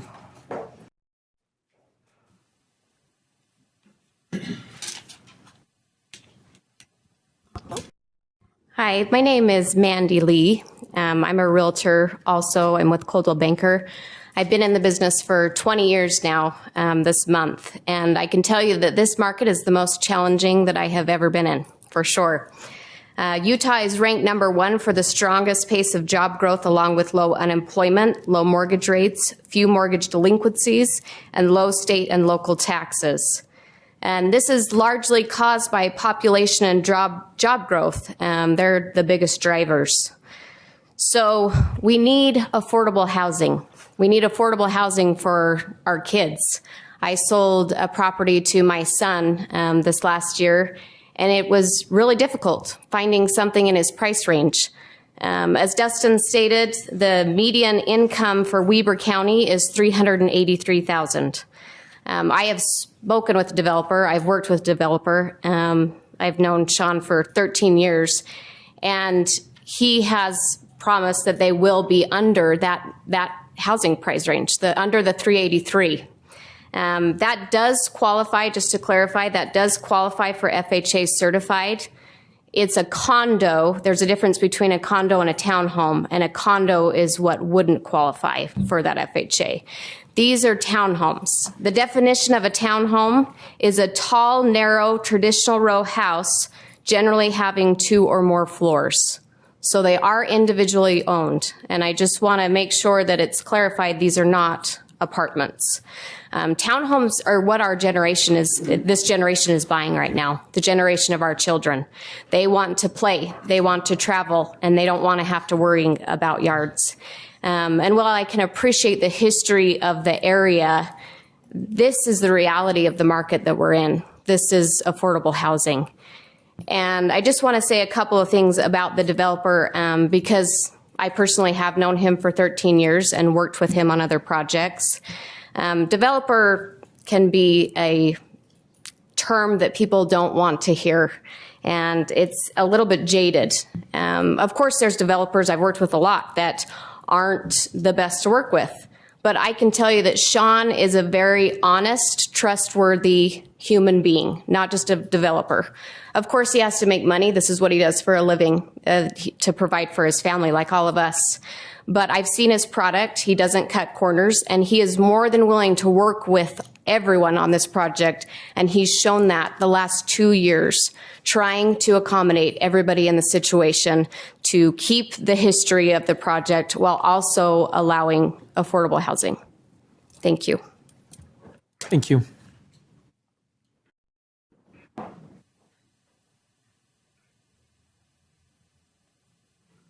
Good evening. My name is Dave Montgomery, and I live at 317 West 2nd Street. Lived there all my life and plan on living there the rest of my life, too. It's a great area, just a lot of history there. My family goes back, way back. And there used to be a lot of farms there. And of course, they've been developed over the years, so there's not much land left. As far as low-income housing is concerned, and there's a lot in the area. There's been a lot of apartments built on 5 Points and Riverdale Road, or Harrisville Road, rather. Also 5 Points on 2nd Street, 7th Street, 12th Street. All kinds of apartments going up. So there's a lot of room for people to live in apartments. So I think houses is the best fit for the neighborhood. It fits in with the rest of the neighborhood. That's what I'd like to see. Also, there's like 3 mobile home parks within a few miles of the area. There's also a subdivision of twin homes or duplexes on West 7th Street. So all of this information that goes on, it's just got to come to an end soon. I know it will. I hope it will be in our favor, where we'll have houses instead of apartments or townhomes or condos. One thing I would like to say is the traffic. I've mentioned that before. It's horrendous, and it's going to get worse. We got entrance to the freeway on 2nd Street. We got BDO development, and there's thousands of employees there and thousands more coming. Yeah, we got the front runner coming one of these days. So I think it's going to be a disaster with the traffic. There's like 100 feet two entrances to that development, one on Wall and one on Second Street, and that one on Second Street is like it's going to within 100 feet of the intersection there. And you can only turn right on there. It's going to be too much traffic going on the left lane, turning left, going on Wall Avenue, going north. So I vote for Holmes. Thank you very much. Thank you.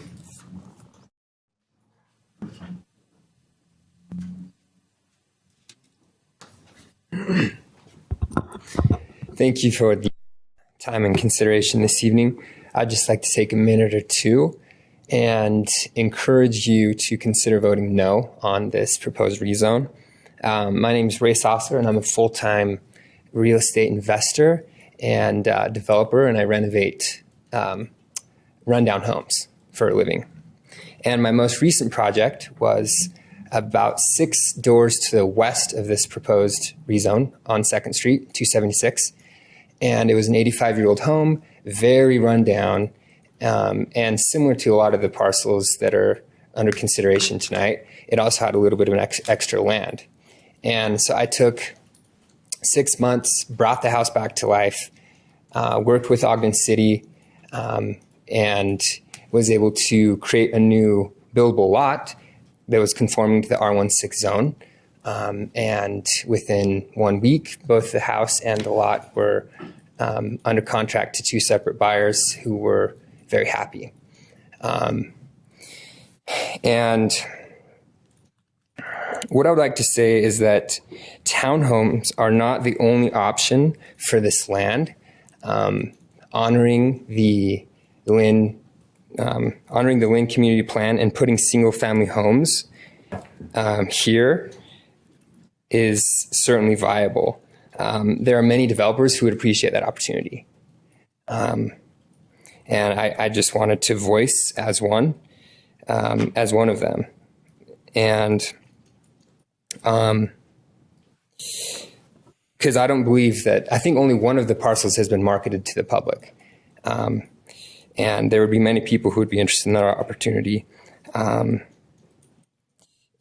I guess the main point that I want to bring up tonight is that the decision that we have here, it's not either or. It's not like it's being presented. It's not either we leave this area as a blight or townhomes. I think that's a false dichotomy because there are people like me who are interested in revitalizing these homes and selling off the land at a profit, making a living. Or like the Petersons mentioned, they have like a very deep invested personal interest in another alternative other than townhomes, which is also in conformity with the R16 plan and the Lynn community plan as well. So in closing, please don't get me wrong, I'm not anti-growth. As a developer myself, I understand the need to grow, but if we don't draw the line here, at what point will we draw the line? Because there's a lot of other areas to the south of 2nd Street that are neighboring Wall. This could be establishing a precedent.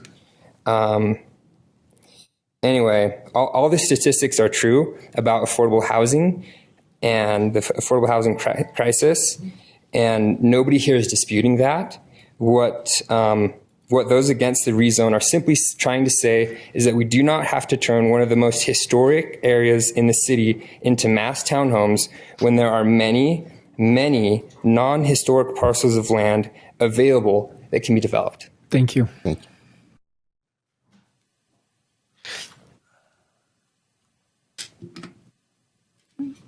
Mr. Strong, that was my fault, and I will give you, if you want, do you want to take your time now? Do you want to take your time when comments are all over? We'll give you plenty of time. Whatever you'd like. I can come at the end, and then do you want to do that? And then that way we can, that way we can ask you questions, and that way you're not. And I brought nothing to bribe you with. So. That way you're not tied to 3 minutes, but you can have as much time as you need, and you can address. Are there any other public comments here? I know we have a couple that are joining us electronically. Can we go ahead and take those? Please, that'd be great.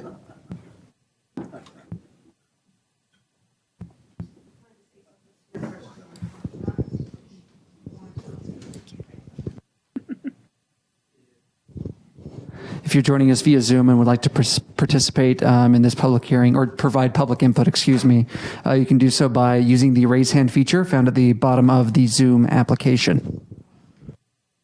Okay. Looks like we have a couple hands raised. We'll go ahead and start at the top. Looks like there's a Donnell Willie. Go ahead, Donnell. The time is, you have 3 minutes. Okay, Donnell Willie. I live at 133 West 2nd Street. Can you hear me okay? Yes, we can. Okay. I wish I was there, but good old COVID exposure, I'm not able to be there. If I was there, I would be doing backflips. I am so excited for the Petersons that they want to remodel their home and keep it historical. The first thing when I wake up in the morning and I open my blinds, that's the first house that I see. It brings me back to my childhood. I've lived in this house. I'm 5th generation to own my home. I'm so excited for the opportunity that they will get to remodel their home and to be able to have that historical feel. And I just want the committee to know I am all in favor for growth, but I want it to be single family homes. We don't have farmland. Everywhere you go, there's a development. And I just want to keep it a historical district that we have. With my pioneer heritage, I think that they would be very upset for this development and that we don't have the historical feel with the townhomes on the corner. So I just really hope that the committee will keep it as the R16, and I appreciate the time to express my concerns. Thank you. Thank you.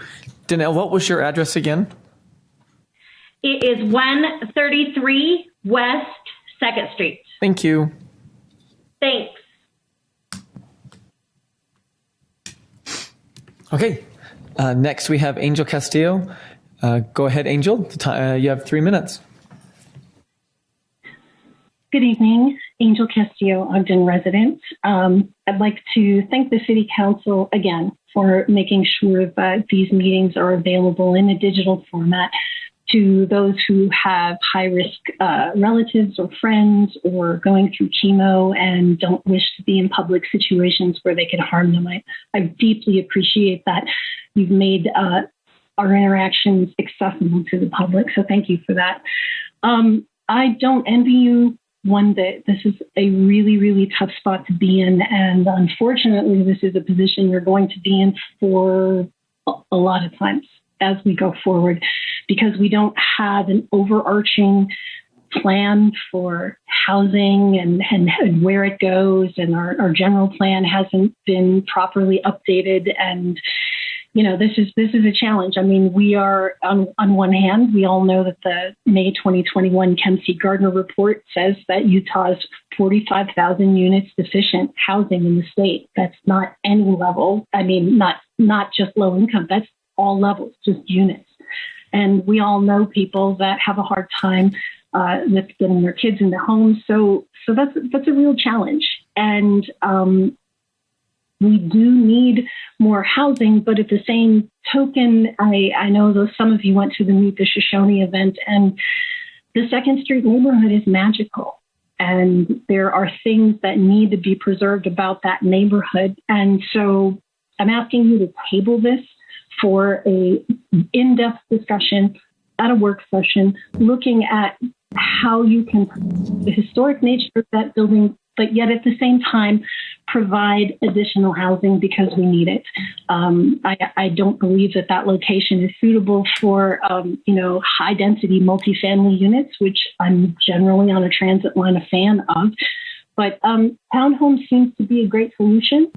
But at the same token, we want to make sure that the design standards meet what that neighborhood's spirit and integrity are, and that they blend, that they look like they fit with the neighborhood. And this is also a time you might want to consider community land trusts.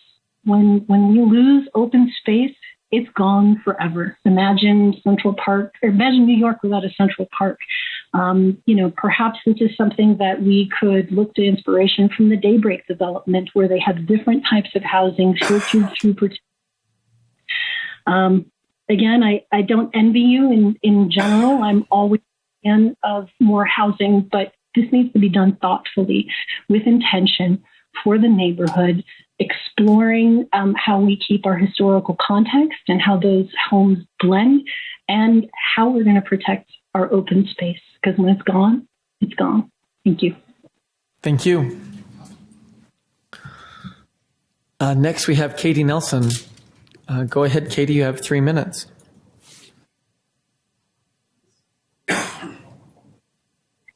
Hi, this is Katie Nelson. Can you hear me? Yes. Okay. Yeah, this is Katie Nelson with the Heritage Foundation. I would also like to echo Angel Castillo in saying thank you for letting us to attend through Zoom as well as in person.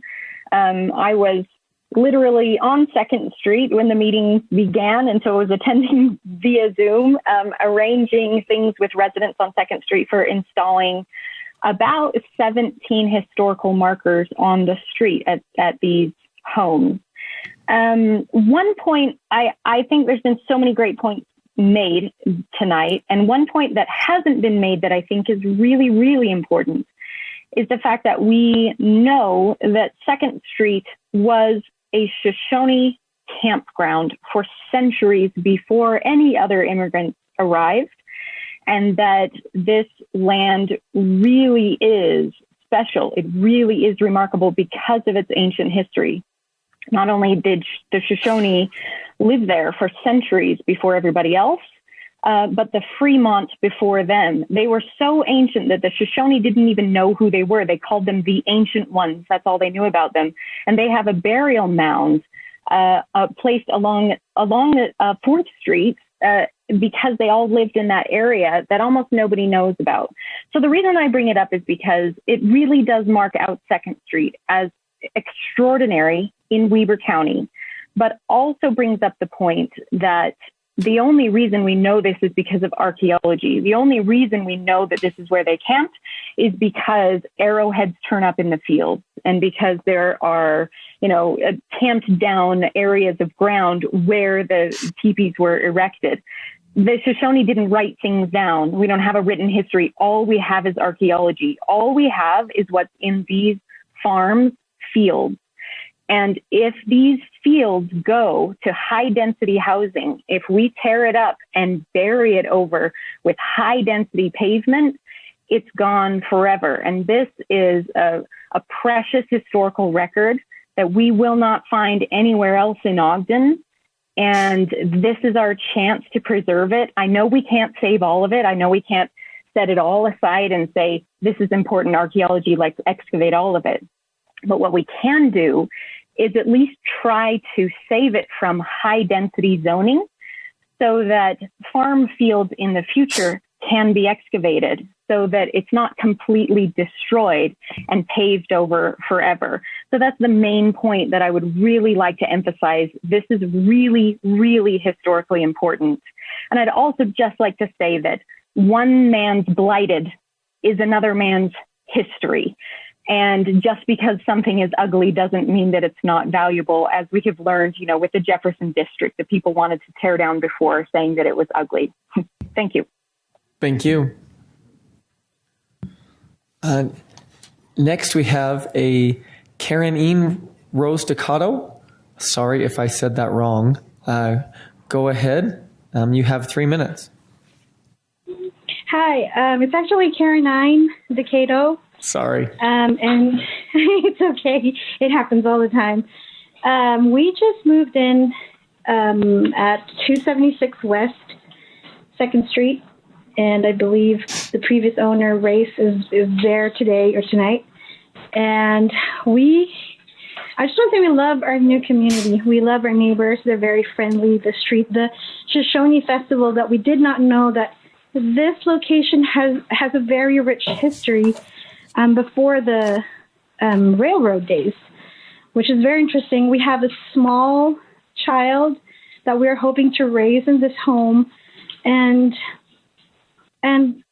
I guess most of the people are saying they want single homes, and that's what we would like to see too.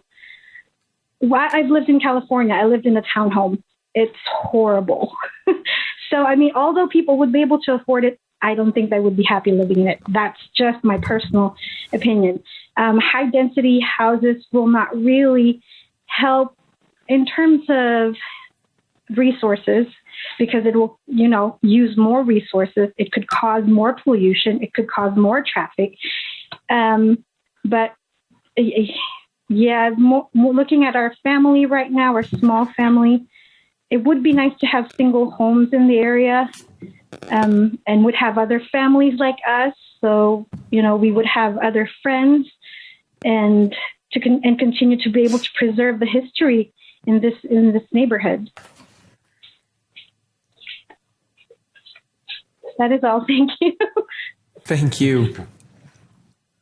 Okay, next we have Sebastian Benitez. Go ahead, Sebastian. You have 3 minutes. Hello, guys. This is Sebastian Benitez from 3310 Taylor Avenue in Ogden. I want to just say something about what you are going to represent. You are representing the people there. You have 2 boys this night. The Montgomery, he wanted to approve something incomplete study. The water study is one of the more important things to build something big there. That project, for my understanding, is not complete. The other thing is, you hear the neighbors. Of course, if I am the city council, I will defend and I will support the neighbors. They don't want it. They ask for no. And I want you guys to think about it. You represent to them. And I wish you vote for no, because they don't want it, that one. There's so many other ways to do that one. Or make more beautiful that one. I work for nutraceutical too, and I drive a lot at that part. And it's amazing place. Dirty, ugly, but it's amazing place. Historic. The other thing is, we have to represent the people. Vote for you guys. You have to do that. And if you have some project is not complete, and you don't have it, I hear the realtor too. And can you imagine? I know your house is there. And can you imagine if I buy all around your houses, your neighbors, and I build, and I have the project to build apartment there for 3 or 4 levels? Do you like that one? I am sure not. I am sure Bernadotte's can enjoy the view for the mountain. I am sure Luis Lopez enjoyed too for the view from his house. And the same thing with Richard Heyer or Chuberca. Even you, Marcia White, you enjoy the view. And just tell the people, no, vote for no, because you represent to them. Thank you. Thank you. Next, we have Sabrina Lee. Go ahead, Sabrina. You have 3 minutes. Thank you. My name is Sabrina Lee. I live at 436 Melling Way. I live in the neighborhood of Fort Bingham Estates. I'd like the council to remember that what they're voting on tonight is an amendment to the Lynn community. It is not just about this neighborhood. It is from 12th Street to North Street and Wall all the way to the depot and down 12th Street until you hit Marriott Slatersville. By voting to amend this, what you're doing is allowing this zoning to any open plot of land essentially could be developed into condos and high density housing. This particular area is special not only because of its history, as everybody else has said, but also because the camaraderie of the people that own the historic homes on 2nd Street and then the 2 single family home developments on either side of them. My kids can go exploring around in some of those farm fields, find things. If they can go knock on Anna Ko's door and ask her what it is. That is unique to only this area. It's just one of those things that you don't have anywhere else in Ogden as everybody else's head. The other part of that is the school district. Heritage Elementary School services most of this area. The more high density housing we put in, the more overflowed that school is going to get. And it is already busting at the seams. They're using portables at this point because the school facility built, 15, 20 years ago cannot hold the amount of kids. And who is to say that somebody isn't going to come in and buy 3 or 4 of these or all of them and turn them into rentals?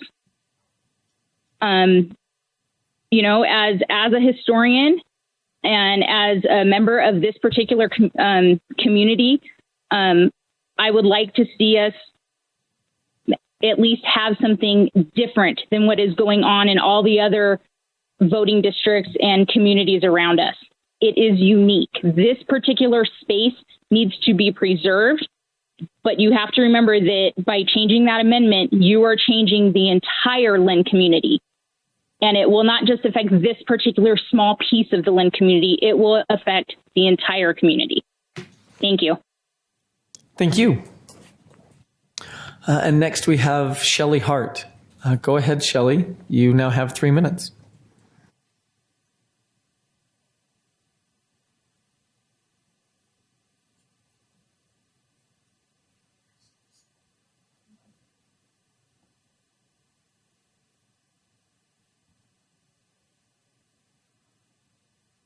Shelley, are you there?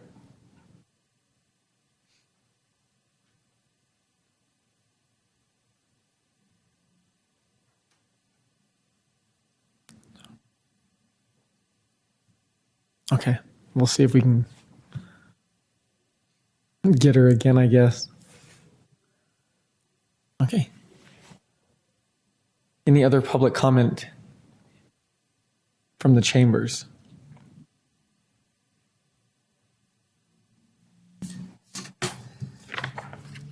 We don't close it, right?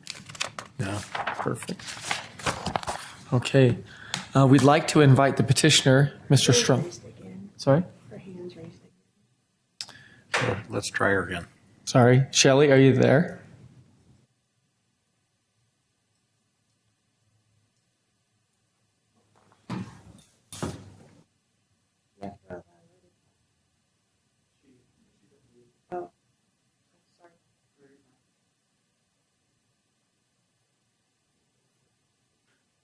No. Okay. Okay. Then we'll go ahead and invite the petitioner, Mr. Strong, up to speak to this.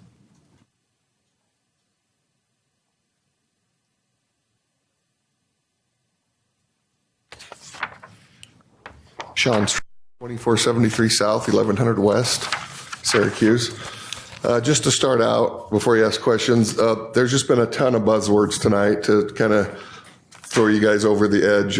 So I just want to clarify a lot of that. By your own city ordinance, this is not high density, it's medium density.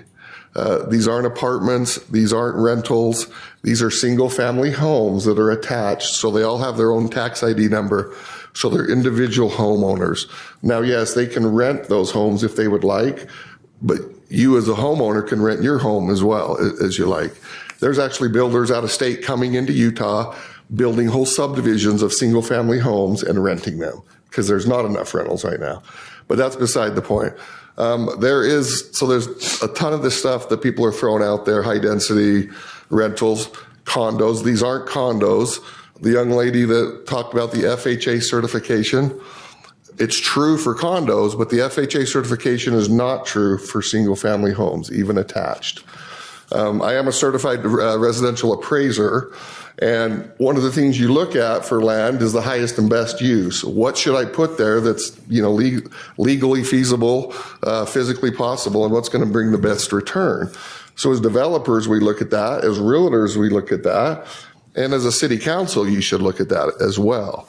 All day everybody's been saying, hey, we want single family homes in there. We've looked at that option with these two pieces. We've even talked to it with the staff, with the city. The problem is these parcels are kind of long and narrow. With a single family R16, they have different setbacks, frontage, sidage. You really can't put single family homes detached on those parcels. It's just not physically possible. Now, if you were to involve the Baldwin property and acquire that, you could possibly do that, but at this point, he's not willing to sell.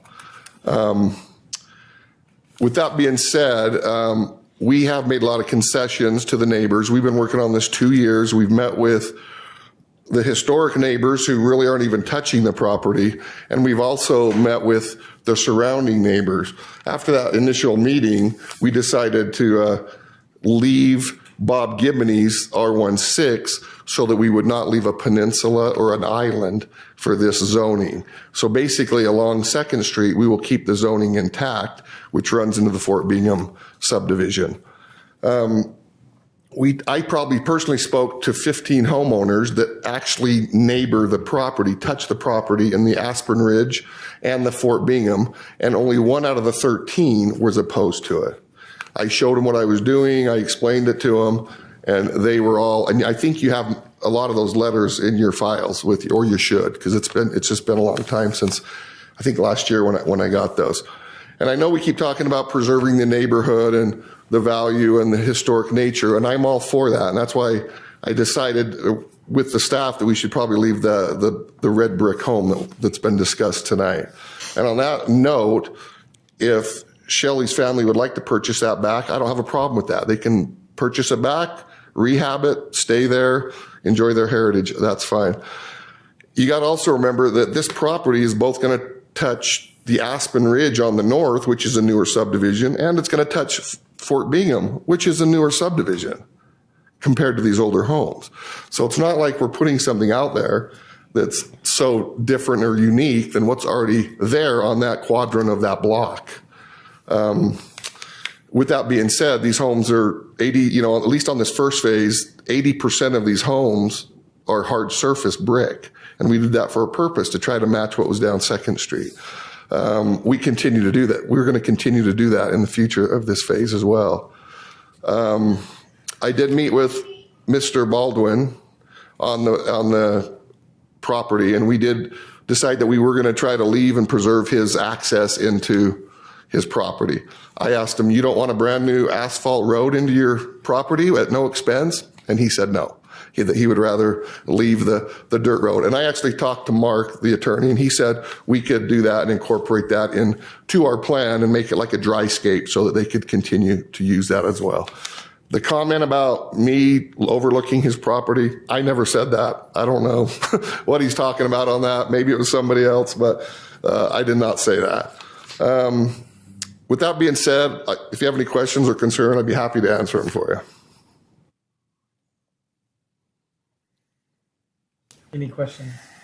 Oh, one more thing I did want to address, sorry, because I was going kind of fast. On the ditch issue, we've already worked that out with the ditch master and his attorney to continue that out. So we've got it all drawn out, approved by them, and it's in the final stages. Because when we had a little, not even a disagreement, when we met with them on the first phase, we just decided, hey, let's just continue this on to the 2nd phase. If it gets approved, we don't have to readdress it. It's already done. It's already completed.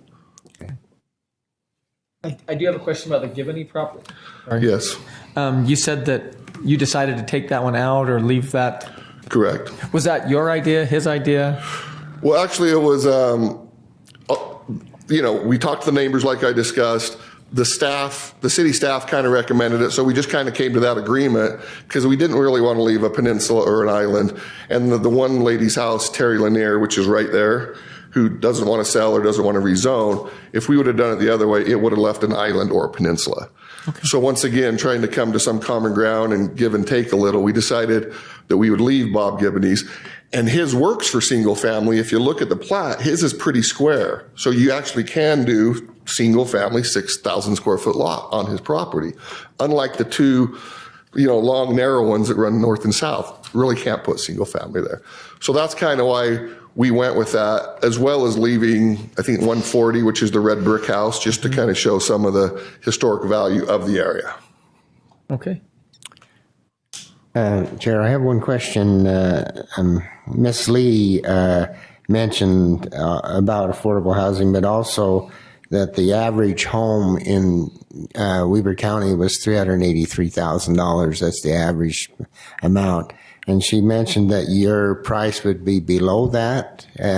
So how are you going to compensate what you would be charged versus the medium amount? Well, right now, my first phase, I'm in the low 300s, the ones I'm building right now. But as you know, lately, materials, lumber, everything is just kind of out of control right now. So I haven't even put a final price tag on my first phase for that very reason. Because what's happening now with some of the bigger builders, they've started homes last fall and they've contracted them, and they're going to close their homes and they're losing money because the cost of materials have went up so much in the last 6 months. So I have not advertised a price, not even on the first phase, because I'm here to make money, obviously. I'm not here to do it for free, and I don't want to get caught, by writing contracts. It takes me 6 months to build them, and lumber's tripled, and then everybody else follows suit. So with that being said, yes, we will be below that median price range for sure. Okay.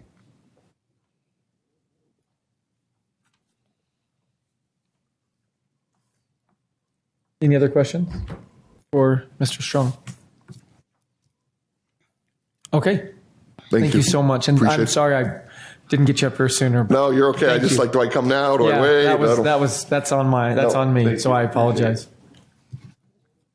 I believe there's going to be some discussion amongst council members before we do this. I'm not that you all haven't been sitting also, but I know that some people up here need a break for a few minutes.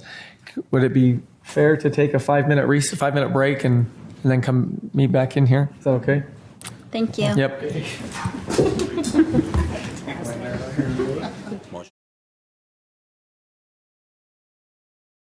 Reconvene.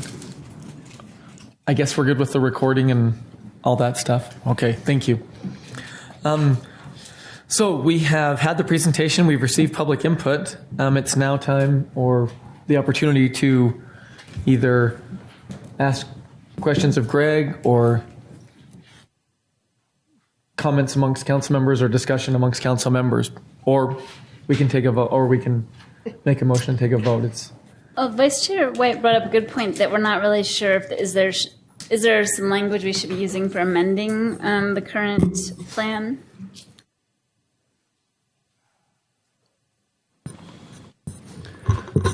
So the only thing that's been, there's no change with the community plan amendment. No, there. If you want to take the two properties out, that then maps the zoning. Oh, okay. So there is. I thought there might be. The rezone. So the rezone is tied to specific properties, and those properties are a smaller area than what were being considered before for the Lynn Community Plan Amendment. So it's a smaller area that's being amended now in the Lynn Community Plan. As for specific language, I would assume you could just state the properties that are listed in the rezone in that ordinance, which is 140 to 142 Wall Avenue. Is that correct? Oh, 150, 152 2nd Street. So you just have to state those properties. You have to take them out? Is that what you're saying? Yeah. 152. Chair, is it possible maybe to have Mr. Montgomery come up and show the map of the properties that would be taken out of the community plan portion? That would be great. So we can have a visual. I think it's just one.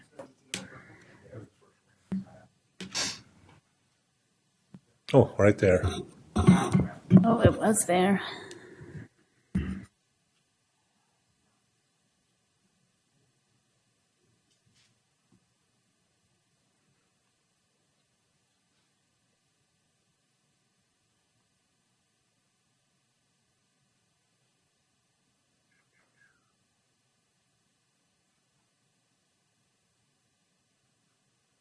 Okay, let's get to. Oh, have I taken over? Okay. So this is the map on the right is what the Planning Commission had recommended back in November of last year. With the different revisions that have been proposed and, the making smaller the request to rezone, we had suggested in this map that you amend, if you look to approve this, amend the map what the Planning Commission recommended to this map, which would then limit it to the area being rezoned, being considered for rezoning, and not extend into other properties that after the January meeting were removed to try to meet the issues that came up in November. Is that clear? Maybe, sort of. So would we call this like So we would say Exhibit A or B or something? Yeah, it would say that with the proposed map amended that has been shown tonight.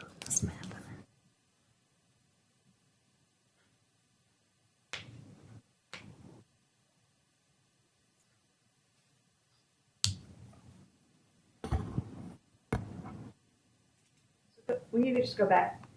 One.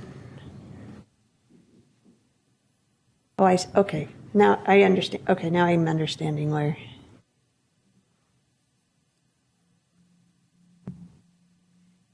Does it incorporate a little bit of the 152? Yeah, so if you look at this illustration, in fact, I'm trying to think if I've got a better one that may show. If you look at oh, come on.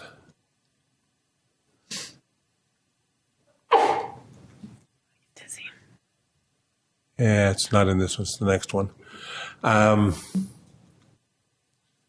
You see where 152 is. So it is incorporating a back portion of 152 in order to get the open space and the road for the proposal, but it's not taking the major rectangle of 152. So it's only taking the piece that's right behind 136 into that, but not the entire 152 property. When you say right behind, do you mean west or north? North. Okay. So it goes like this. Yeah. That's what So that is part of the new map. And the new ordinance also, if you choose to do those things. What about that small sliver right next to 142? That's also part of 142. Is that also? So It's that's the same owner. included in that. Yes. How does that impact 150? Does it have any impact to it? Well, again, as was mentioned, the requirement would be that dirt road still remains. So while that dirt road goes on 142, it'd be included in the zoning, but the condition of the conditional overlay is that it also be retained as the road to access Mr. Bolden's property. And where are the Petersons' home? Where's that located? 140. 140. Okay. Do you know where the Peterson home sits on that sliver? Just So if you look at, see where the stand of trees is near the north end? Okay. You can see that's the homes at that location. So it's set back, well over 600 feet from Second because the Street. proposal is what was mentioned tonight was that could preserve stay the there. house, yes. Preserve that house, and then looks like build the new development right there. Yeah, and then where 139 Wall is, that'd be a row of new townhomes under the proposal. 139 Wall. So will they develop all around that home, the Petersons? At 140? Well, the developer is proposing to develop all around that. Okay. So they'll also be developing in 140. Is that right? Under the proposal, yes. Right. Okay. And that's where there's the decisions you need to make tonight. Do you or do you not do that? And 43 townhomes is the maximum. Doesn't Correct. mean that's what's going in. That's just Yeah. the most allowed, Mhm. maximum allowed. Yeah, again, like I said, we hadn't reviewed it to do you comply with all the ordinance requirements for a group dwelling. But based on lot area. That You had could a be the review maximum. about what? I'm sorry? We hadn't reviewed it. Does it meet all the requirements for a group dwelling? That's a further review with more detail. And of course, the developers wouldn't go to that expense unless they knew that could take place. And so this is the concept saying, based on the lot area, this is how many units could take place there. In our public comment, it mentioned, one of the citizens mentioned that passing of this ordinance would affect other properties on 2nd Street or in that area. Well, I think the comment was saying, if the trend is going towards multiple family, is that a trend that you're signaling to all of the Lynn community that if you have vacant land, you're now in favor more of multiple family than you are single family development? So it would have impact to other vacant properties. Well, it's always a question, unless the plan is amended to say that, it wouldn't. I think what their comment was is this may be signaling to others that you're willing to now entertain that taking place on other lands that may be underutilized. So it could set a precedence. That is what your control would determine, whether it does or doesn't. Okay.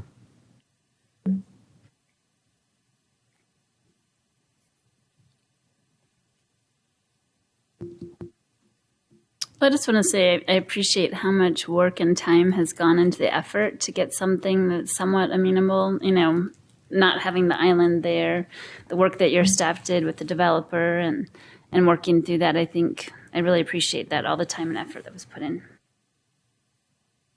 Thank you. Any other questions of me?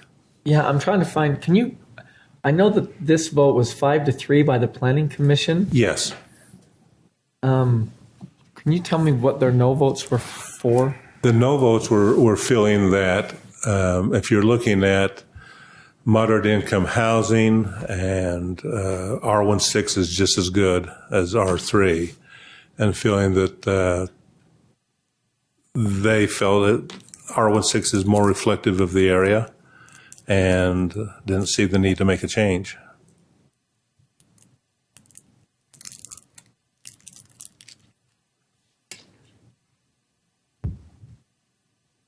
Okay. Any other questions for Greg? So I need to be a little bit more clear on a couple of things. So I don't even know. I'm 140. I don't even know whose land that is right now. So the ownership is the Harps. Okay. And then the niece lives in the... Okay. So on the Hart's property, I'm assuming it's a little over an acre of land. Yeah, it's... guessing. Let's So see, yeah. they could, conceivably, you told me you could put 7 homes on an acre of land. Single family dwelling homes. If you're looking at units per acre, that's correct. Okay. So they could do that today, right? They could do that right now. So here, I guess here is the... And if everything was just wonderful, yes. But in order to do a subdivision of land to create lots, you'd need to have a public street, and there's not enough width to create a public street.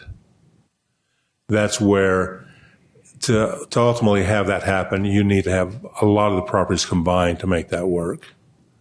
So it is, if you remember the drawing that Anna Keel had given you a couple weeks ago, saying, we laid this out so it could be single-family homes. It's all based on using the other properties to make sure that circulation works to be able to do that. Standing alone by itself, the home that's there is the home that would be there. And if it's 142 standing alone by itself, the home that's there is the home that could be there, because you would not be able to get a public street to be able to go back there. But it'd be a combination of sometime in the future that potential could be there. So in one way, it's a question of now or in the future. And, not everything always has to be developed right now. But this is accumulation of properties that then in the future could do that, depending again, the signal you send on the community plan amendment. Does it stay R16? So in the future, that's the direction it happens, or do you do a portion of it R3 so it can be combined with the present development, or some other type of scenario? Can I just clarify? I mean, the property records say it's the Woods, Renee Woods. Is that the same as the Hearts? Oh, I'm sorry. Okay, I'm just, Yeah. I want to clarify. Yes, I'm just yes. getting myself confused. I still always go back to Lyman Anderson, so that's No, that's no, totally. I'm just like, wait a minute. Where did the Hearts? Okay. Yeah. That's okay. Greg, I'd like to go back to the Planning Commission. The reason of the R1 vote of the 3 is because of all around this area are residential. Mhm. Is that correct? And so they felt like that would be inconsistent with what's actually there. Yeah. And I think the other part of it, even though it wasn't said, is that the community plan basically talked about R3 for the corner lot. Uh-huh. And once you've gone past the corner lot, now that's saying, why would we change from R16? Because the other areas are in residential. Or R16, yes. Yeah.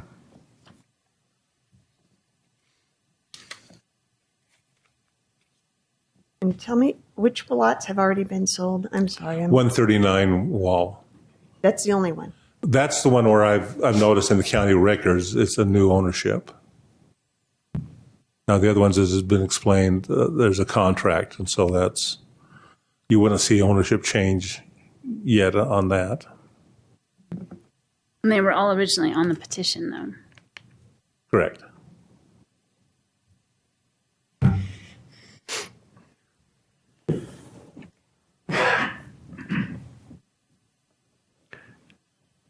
The other question I have is that small part from 152, that top end where he has to take that off. Can he purchase that and not the whole area, or would he have to purchase all of 152? Well, from my understanding, as he explained, he's got a contract on all of 152, and then what would take place is a re-subdivision of the properties. So the R3 would be in one subdivision.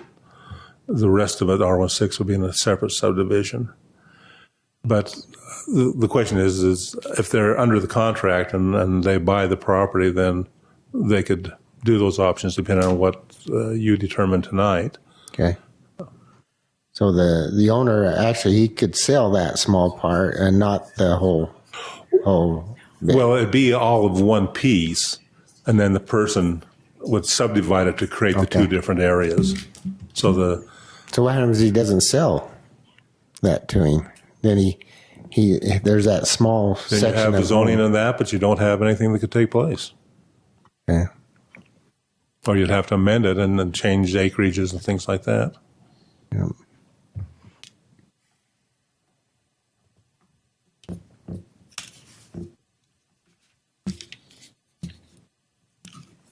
Is there any chance that you're going to get to updating this community plan anytime soon? Where's that in the list? Where is that in the long list of?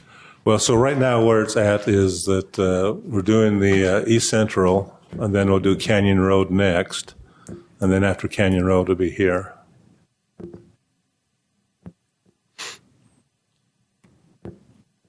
We got to give him some people to do those. I thought we just put that in the budget. Yeah. They just started this Monday. Good job. Good.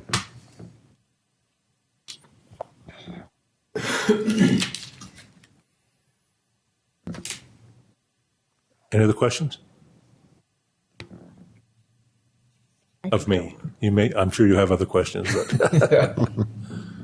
Okay. Okay.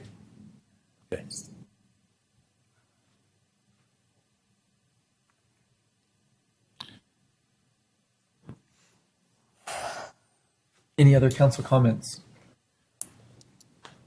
I have some. I would love to hear them.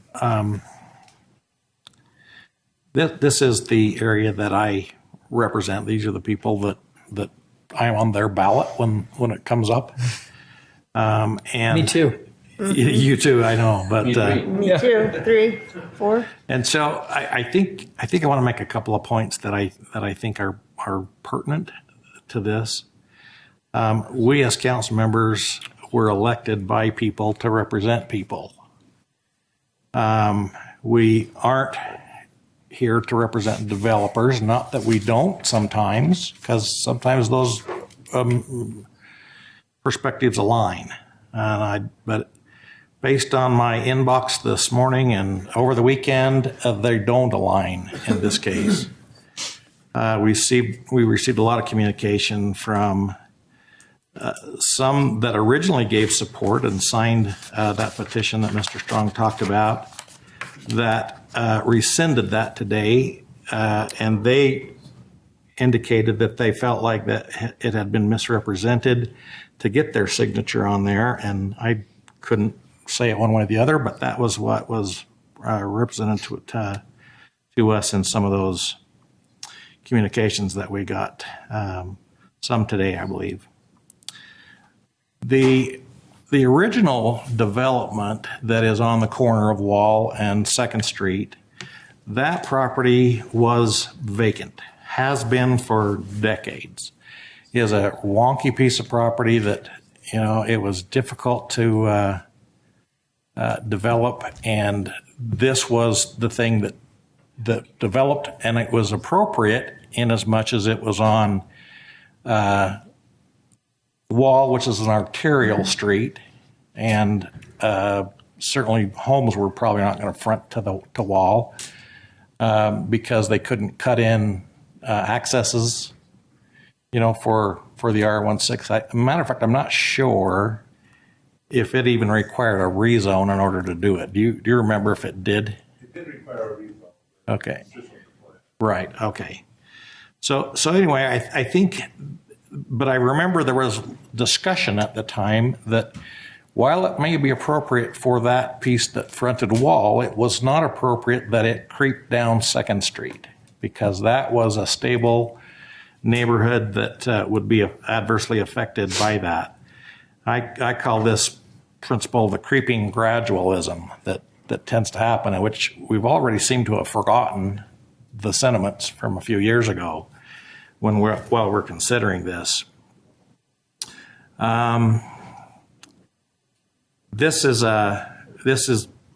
These parcels aren't vacant. They are viable, older, potentially historic buildings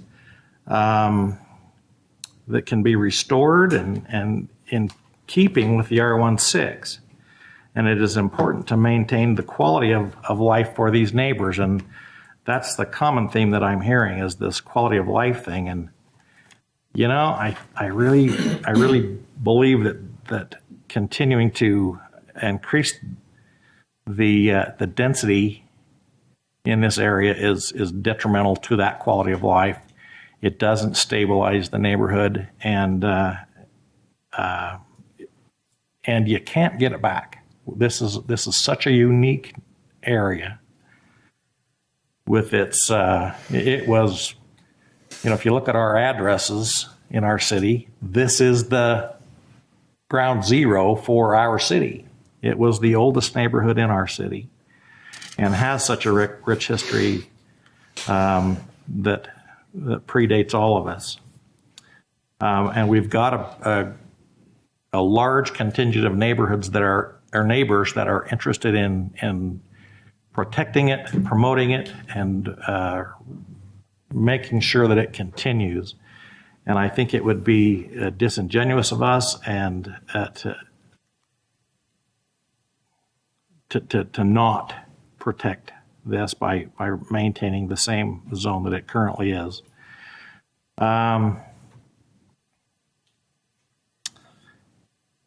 It has lots of potential under its current zone that won't disrupt the historic area. There were a lot of comments, and I think we could go on and on, but I don't know that it's important. The thing that I think is important is to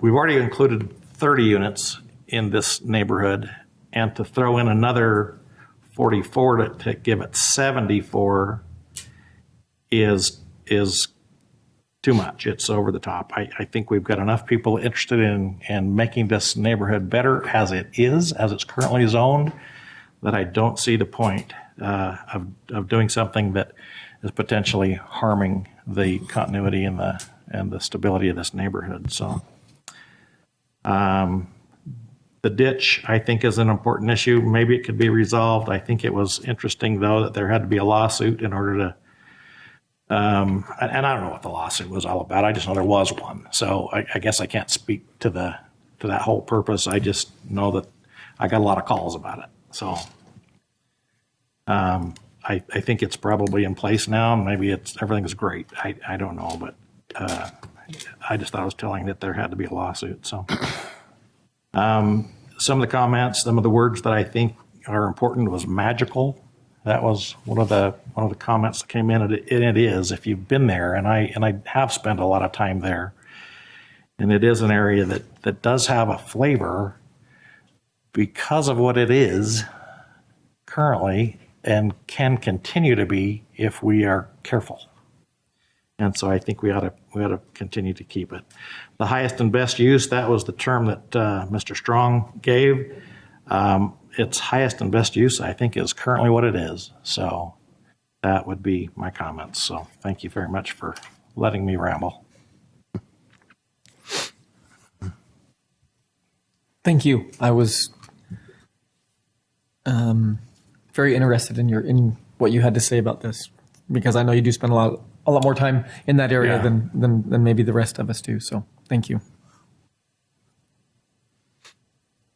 Just have a brief comment, and I guess I get a little conflicted that the people that own the property were part of the petition to begin with, and so it just is challenging for me. I know things have changed because it's taken so much time to put this forward, but I feel for those folks that perhaps wanted to, sell those properties and move on or do whatever they'd like to do. So I just keep kind of going back to that they had intended for this project to move forward. And I certainly do care about the historic nature of the area as well. I do see it, as it's changed, that it is connected to the corner. I mean, that lot could have been a lot bigger that we were talking about, a couple years ago. And that this current, proposal as it is kind of fits into that.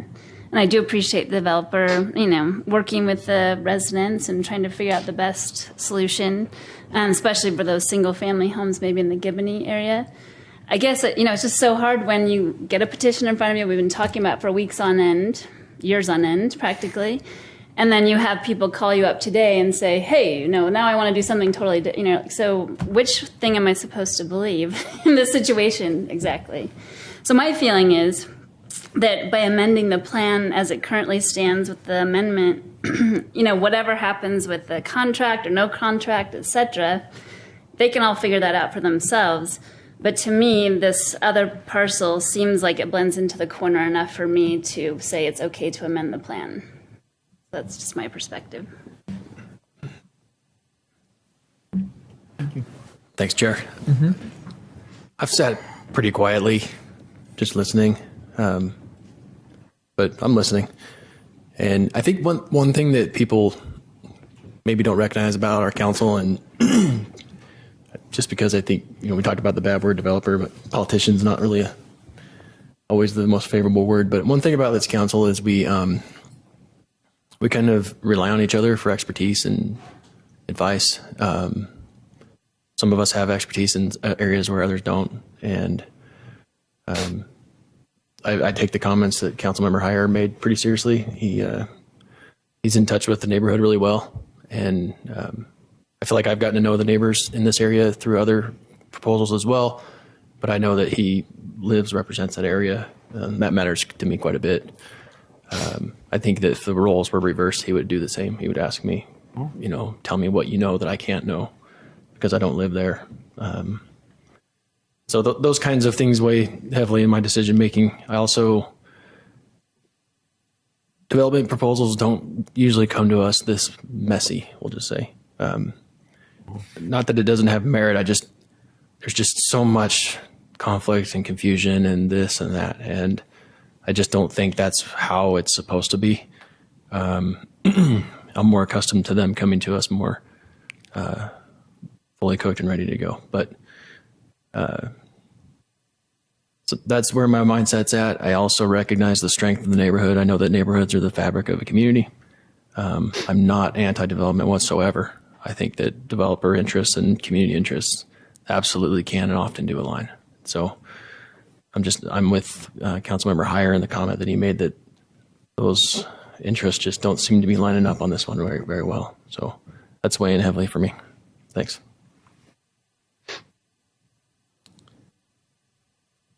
Chair, are you ready for a motion? Any other comments? Yeah, I do want to comment because I think Councilmember Chaburka said something, and one of the things, and I think the reason it's messy is because of the petitioners that went first to the Planning Commission, and I'm looking at what the Planning Commission voted on and how they voted, and we usually follow the Planning Commission's recommendations, and it was based upon the petitioners that came forward and said, hey, we want a different reflection of our community. And so I think that there's definitely a conflict there. And so, there was a 5-3 vote that day of approval based on what the community wanted at that point in time. And so I agree with Councilmember Chaburka that it's pretty messy. So, Chair, I'd like to comment after the vote, if possible. Yeah, Chair, please. I also live on that area of the city, and I actually get to drive through exactly that street many days out of the week, many days out of the month, because my son trains boxing right behind that neighborhood. So I go past Wall, and on the 2nd or 3rd Street, I make a right, and I have friends that live there.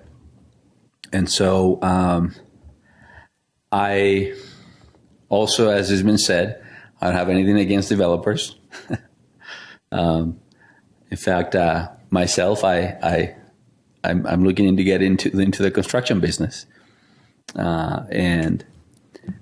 so nothing against developers, but just like, again, what Councilmember Heyer says resonates very strongly with me in my character, why I'm here, this is what I love about being a council member. I love when I get to see people coming out and speaking out for what they feel strongly about, and so I think that my colleagues, both of my colleagues, on the left and the right, I don't mean that with any. That sounds funny.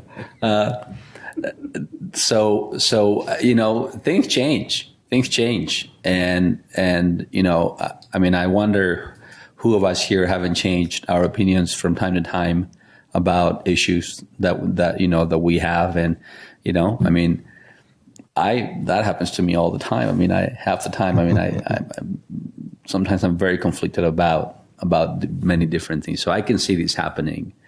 I see that as totally normal. And very respectfully to my colleague on the left, I actually have this different perspective about the fitting of the higher density encroaching into that side of the neighborhood. To me, I was fine with that corner because it feels like it's not part of it. It feels like it's it's kind of on wall right there by itself. So anyway, when I heard Councilmember Nadolski saying that he relies on the expertise of council members. Well, I have friends that live in that neighborhood. I drive through there all the time. I have, I live relatively, in that district as well, So there it is. Yeah, you're one of my people too. I know. So. Chair, I'll revert if I want. I'll just make a few comments right now, if that's possible. That would be great. It has been mentioned that we represent the people, and I think that's the why we are here as city councilmen.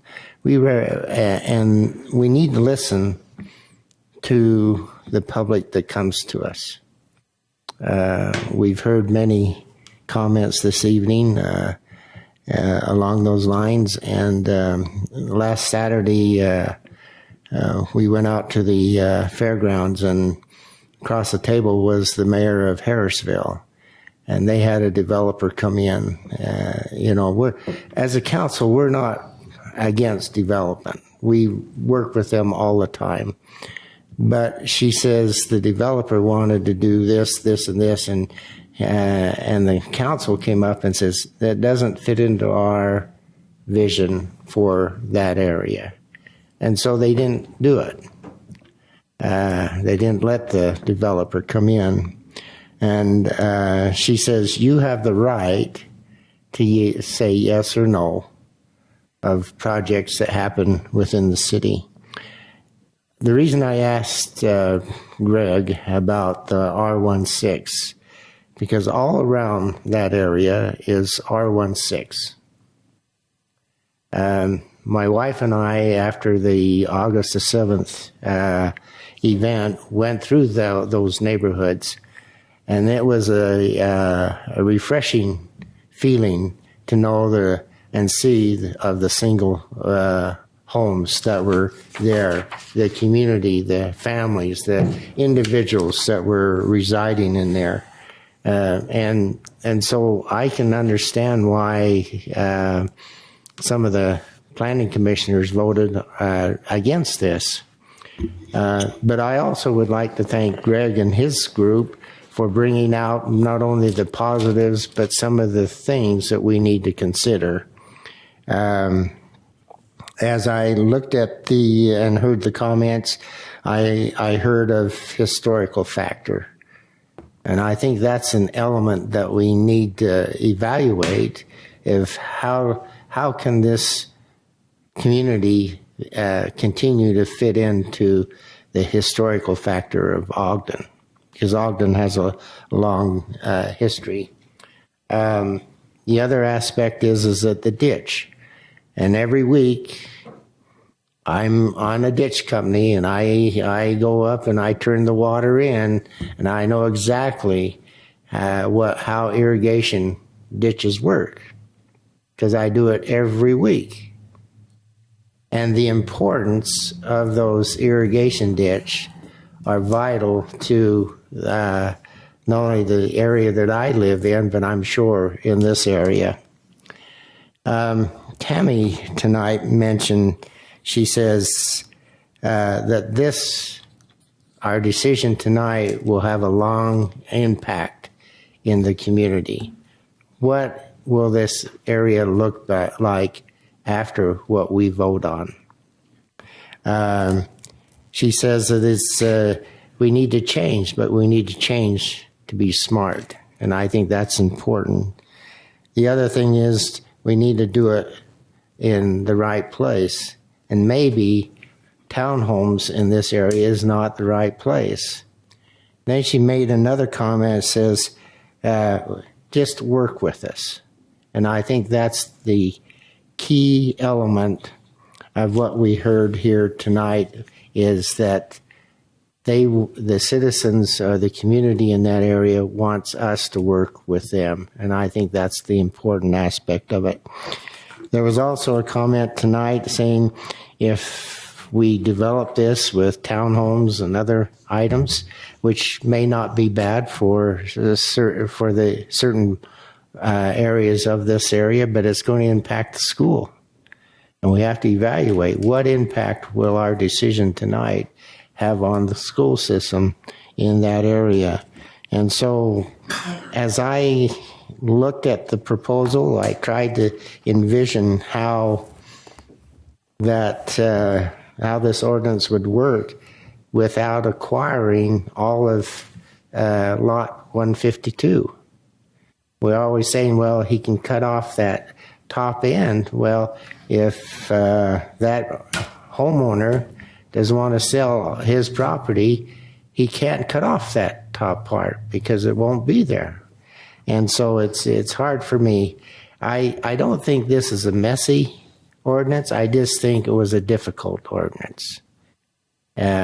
Yes, it could have been cleaner in certain areas, but I think it was very difficult because of the situations that we have. The vote that I look at tonight is we need to evaluate what is the best thing for this community. And I think that's the question that I have, and I will make that decision and my choice, well, how I feel is the best for this community.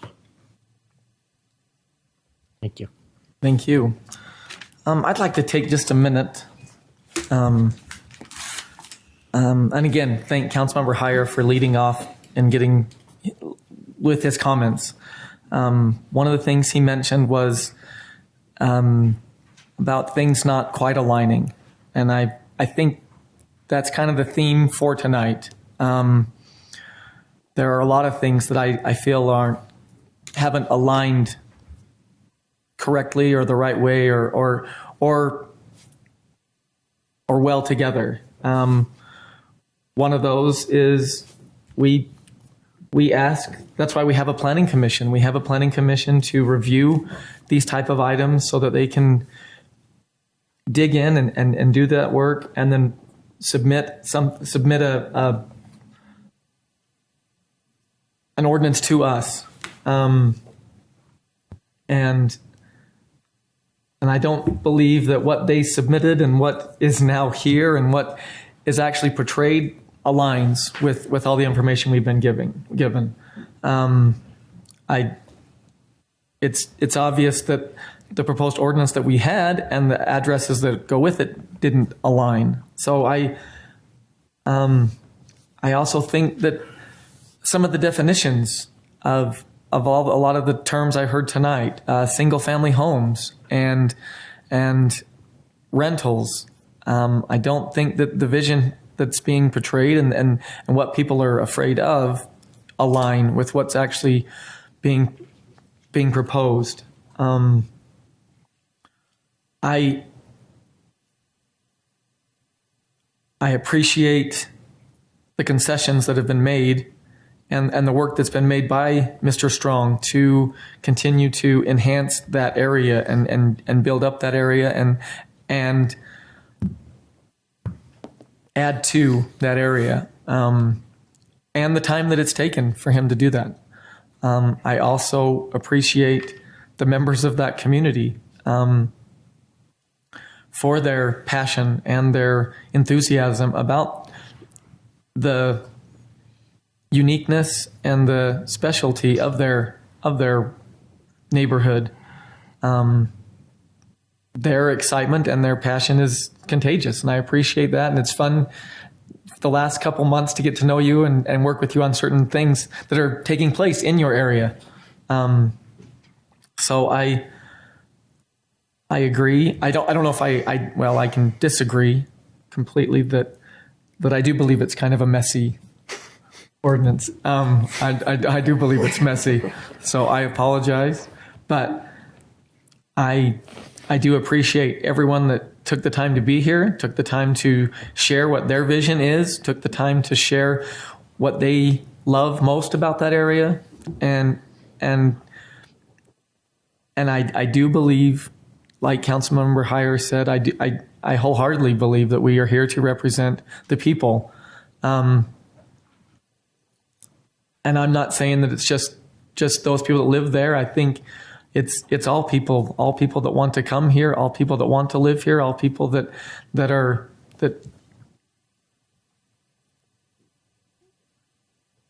it's everyone. And I appreciate that responsibility and the opportunities we have to make decisions to impact those people. So again, I appreciate everything that's been said. I appreciate, sorry, Councilmember Lopez, to shirk you and not recognize that you live over in that area also.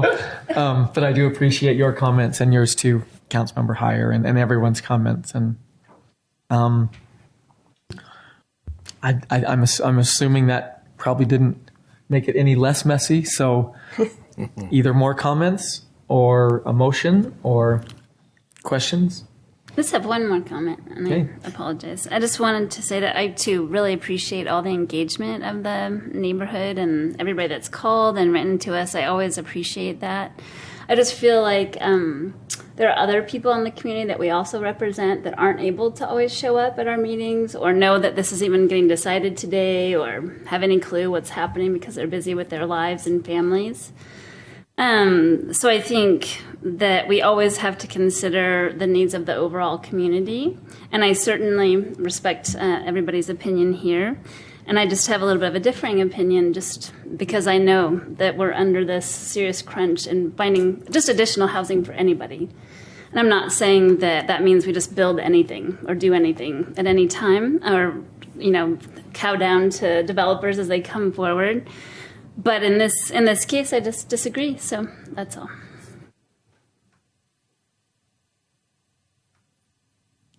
Cheryl, there's a couple of comments that I think warrant a response. I having been a planning commissioner and having an emeritus status in that area, I don't take lightly going against a recommendation from the planning commission.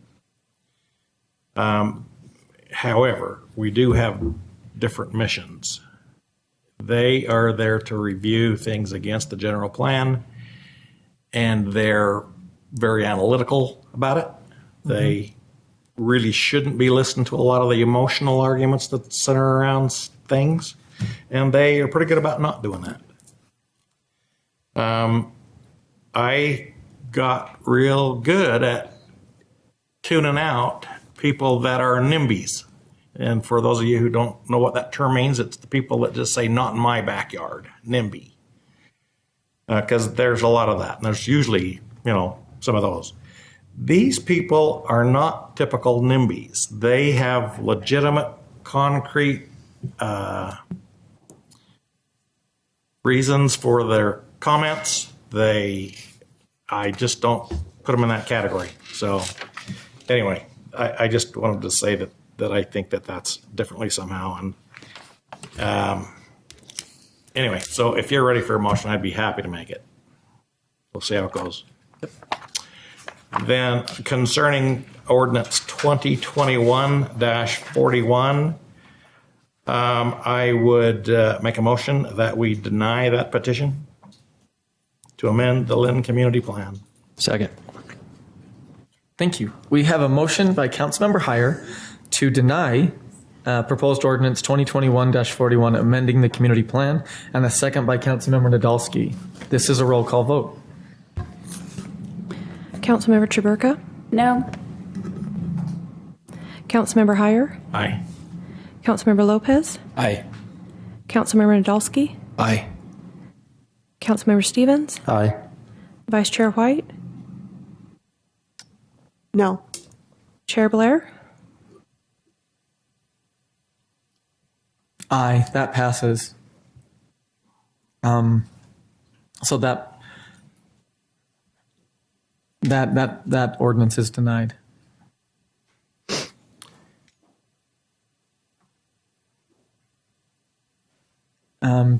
Would Chair, I think that either de facto makes this next item irrelevant.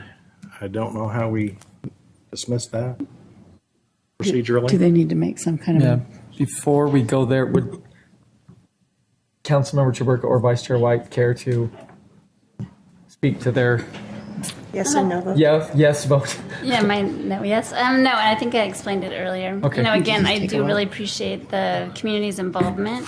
I cross my fingers that it all works out the way that they hope it will with those homes. They've had a lot of time to invest in those properties, and I'm glad that maybe this inspired them to do so. Maybe something great will happen from this decision. Yeah, and I voted no, but not for the reasons I think that were up here. I voted no to not allow it because it's so messy and that it is just not quite the right thing quite yet. It's not fully baked. It's not fully working. It's still cajoling a little bit here, and we'll take a little piece here, and then we can put a lane in there, and it wasn't quite right. And so that doesn't mean that if something else happens down the road that it shouldn't be looked at again. So that's just my opinion on that whole thing. I agree with Councilmember Chaburka that we definitely need missing middle and missing middle housing. I think the definitions tonight really were described as a property that was not considered missing middle, and I think that this was missing middle property. And so I just think that we need to have a better plan and a better, future going forward, or vision going forward with this piece of property and the rest of the property that we have in Ogden. We don't have a good plan going forward, and I think that we've talked about it a lot, and this community plan is so old that it'll be interesting I'm excited for it to get a new plan. So that's all. Thank you. I'd like to wish the Petersons the best in their acquisition and rehabilitation. I think that I'm really excited for you. That has some great potential for you. Appreciate your comments earlier. I believe we're going to get a legal insert here. We've been talking, and I think it's best that you go ahead and vote on that second proposition. Okay. Do we need a lot of talk, or can I just go at it? Then, Chair, I would make a motion concerning ordinance 2021-42 that we deny that ordinance as well. I second it. We have a motion by Councilmember Heyer to deny proposed ordinance 2021-42 and a second by Councilmember Stevens. This is a roll call vote. Councilmember Heyer? Aye. Councilmember Lopez? Aye. Councilmember Nadolski? Aye. Councilmember Stevens? Aye. Councilmember Chaburka? Aye. Vice Chair White? Aye. Chair Blair? Aye, that passes. Okay. Speaking of things that don't align. Well, there's no reason to vote against it. Or Okay. for it, or I don't know what it was. Next up is the rezone at 1117 Country Hills Drive. Against it. Yeah. Looks like we have Greg Montgomery here again. Against being against it. So we get this pulled up.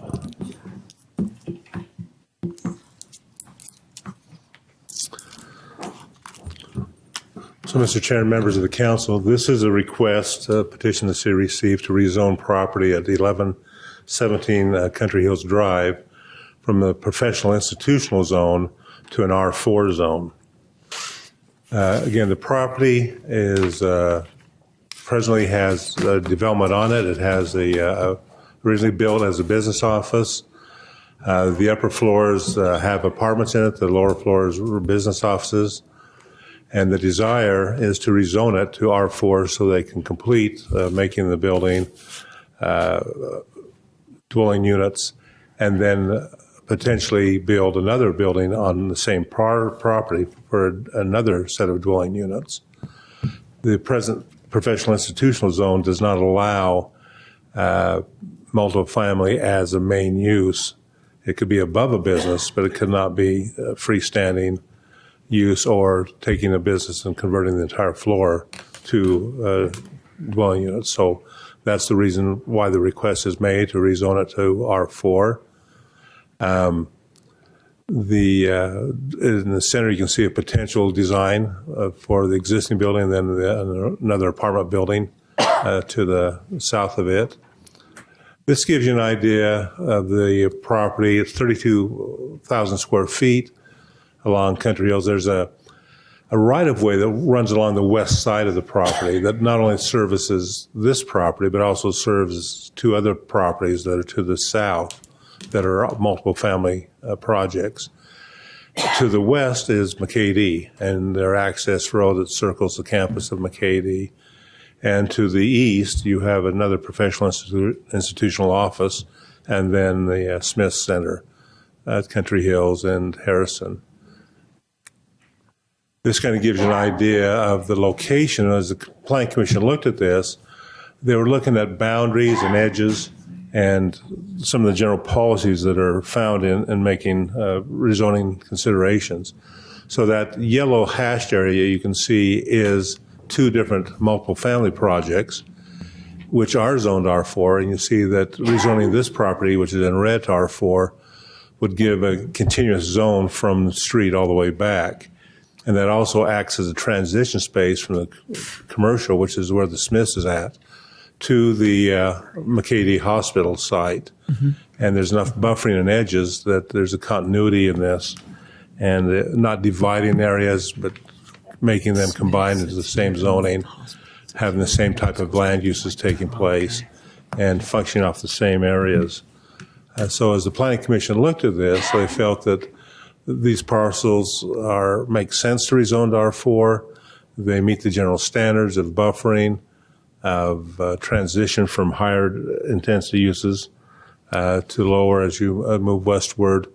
And so the Planning Commission's recommendation based on these considerations, well, I'll add another part that's also consistent with the Southeast Ogden Plan, where it talked about multiple families. Just throw that one in there. I was trying to get ahead of myself. The Commission's recommendation is 6-0 to approve rezoning the property to R4. Thanks for throwing that in there for me. Any Can questions? you address the landscaping that they plan to do on there? Well, that will be part of when they come in with the site plan itself. Okay. So this is strictly, do you consider it appropriate to have an R4 zoning to allow multiple family units to take place here versus the professional institutional where it would be offices? So will it be vegetation or a wall or do you know? The ordinance requires it to be vegetation. When you say vegetation, you don't necessarily mean grass. No. I think it needs to be specified that vegetation is synonymous with grass. Correct. Okay. There is some confusion of that in the city. So. Yeah.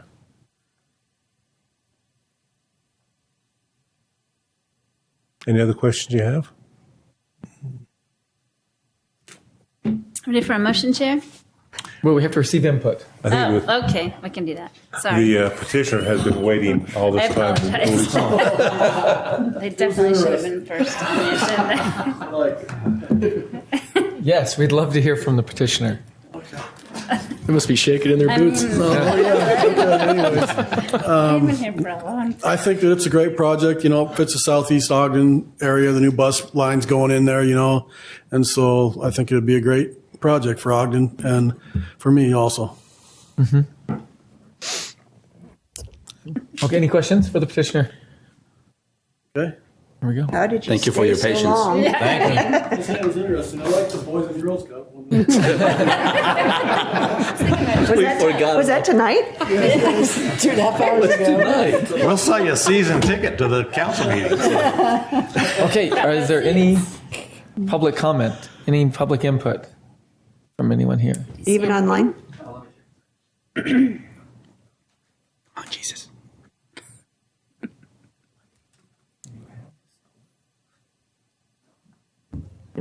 No? Okay. We can't see it. Yeah, Yeah. we'll take your word for it. Of course I won't.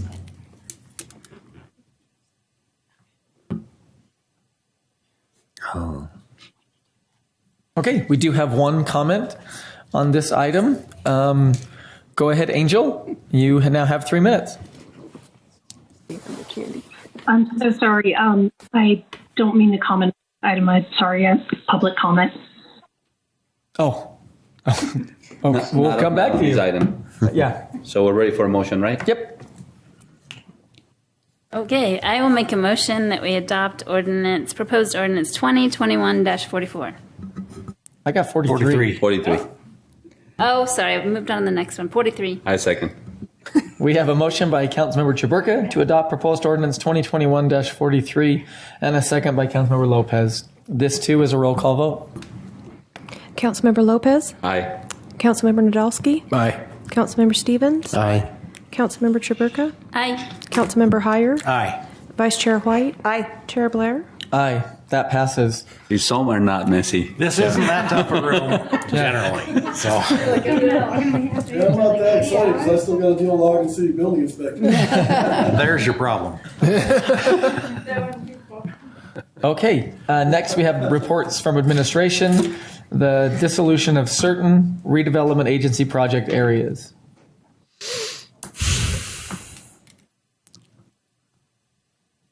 Wow, is all I could say. Well, thank you for your time. I promise this will be very short. We have just a single slide to look at. Section 17C of the Utah Code requires that the agency board and the community legislative body take action via an ordinance and a resolution when it comes to the dissolution and termination of RDA districts. And so this is a little bit of a cleanup over the last few years. We have 12 districts that require some action by you as the city council and then also as the agency board in the next meeting. So these are the 12 districts that we are proposing to be terminated. They all have expired except the last one, the Ogden-Hinckley Airport RDA. That one will actually continue until the end of this year, and then we'll collect next year for tax year 21. But this is the list of them. You can see that they have been terminated over the last number of years, and the oldest one being the 25th Street RDA. So it's our recommendation that you approve ordinance 2021-44. It's amazing how much they've received over the years on that last column. I'm glad you brought that up. I didn't want to talk about it unless you did, but it is amazing, and there are a lot of success stories there. Defense Depot Ogden, which is a BDO district, being the biggest of them all. Some didn't perform as well as we would have liked, I'm sure. But I think it goes to prove the thing that we've been saying for some time now, that is properties inside of a redevelopment area generally grow 3 to 4 times faster or 3 to 4 times more than properties outside of an RDA. That's why we have the revenue, and that's our investment into the community as a such. That's right. So in this vote today, the airport is not included here. It wouldn't be? It is included, but the ordinance is written in such a way that it allows us to collect revenue until 2022. Oh, okay. Yeah. Gotcha. Thank you. Yep. Great. Thank you. Thank you. Okay. There's no public input on this one, so Chair, I'll make a motion to adopt proposed ordinance 2021-44. Second. Oh, now. Okay, we have a motion by Councilmember Lopez and a second by Councilmember Heyer to adopt proposed ordinance 2021-44. This is a roll call vote. Councilmember Nadolski? Aye. Councilmember Stevens? Aye. Councilmember Chaburka? Aye. Councilmember Heyer? Aye. Councilmember Lopez? Aye. Vice Chair White? Aye. Chair Blair? Aye, that passes. Thank you. Next up is public comments. This is an opportunity to address the council regarding concerns or any ideas on any topic. Please state your name and address for the record and limit your comments to 3 minutes. No hands? I know we have one online. Oh, there we go. Okay. We have Angel Castilla with her hand raised. Thank you. You now have 3 minutes. Well, all right. You're in the home stretch. Angel Castillo, Ogden resident. I wanted to talk about the work session today, and I very much appreciate that the council made a concerted effort to take a look at the way that the RDA sells property, acquires property, develops property. But the thing that really disturbed me most is that in that entire conversation, while we were talking about how we're going to have a sense of fairness about who is able to buy a property, when projects are going to be released, and how they're released, not once in the entire conversation did anybody say the word equity and inclusion. Not once did anybody say, how are we going to make sure that we are addressing minority and women-owned business, veteran businesses, when we're looking for developers or people who are doing construction projects, or I won't even get into the fact of public acquisition bids, but it shocks me that didn't happen. It shocks me that you have the diversity commission, that you've hired a diversity coordinator, and that word was not heard in that room once. And I was disappointed when I heard Brandon and Tom going through their sources of where they reach out to people: LinkedIn, newspapers, Economic Development Association, GoEd, EDC Utah, direct email. Not once was a minority agency mentioned. The Black Chamber of Commerce, the Hispanic Chamber of Commerce, LUPEC. It's just, it's really disheartening, especially since I am serving on the Multicultural Affairs Committee for the state of Utah, and that Governor Cox is leading with equity and inclusion and has hired people to make sure that voices of the community are heard, and that all of their policies are being revamped from the top and the bottom, asking how can we be more inclusive.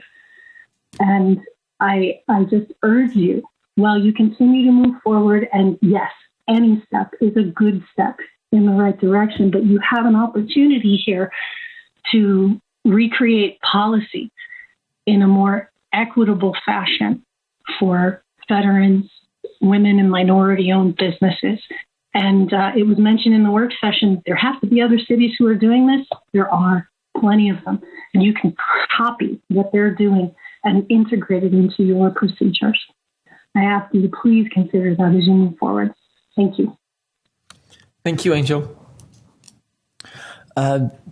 Looks like one other hand is raised. Go ahead, Heath Sato. You now have 3 minutes. Hi, guys. Heath Sato, Ogden resident. First, real quick, I wanted to express hope that you will all consider discussing going back to virtual meetings instead of meeting in chambers. I'm seeing a lot of spread of the Delta variant of COVID, even among the vaccinated. And I understand the ICUs for Intermountain Healthcare they were already at 102% capacity a week ago. We should all be doing our part to reduce the chances of spreading this virus when it's easy to make simple changes in our routines.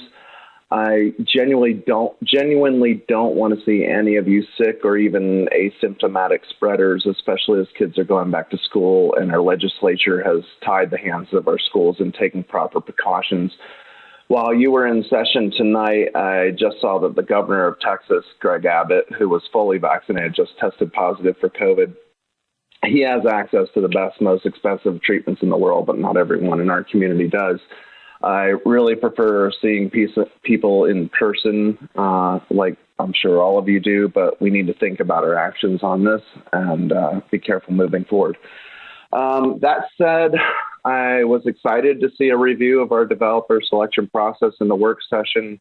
I am very concerned that this is starting to look like a half measure that doesn't actually address the issues I've been hammering on for months now in the council meetings. I do have real hope, though, that there are some of you that will work to remedy this as we move forward. Basically, when something's presented to the RDA, I want transparency. If, like with the Brown Ice Cream Building, a single broker is working in the interest of a single developer, then I want the RDA to be told that. And I want it explained why. And there needs to be a very good reason for that. Otherwise, I want evidence that there's been a real effort to get a diversity of ideas and people being brought the opportunity to bring their ideas to the city.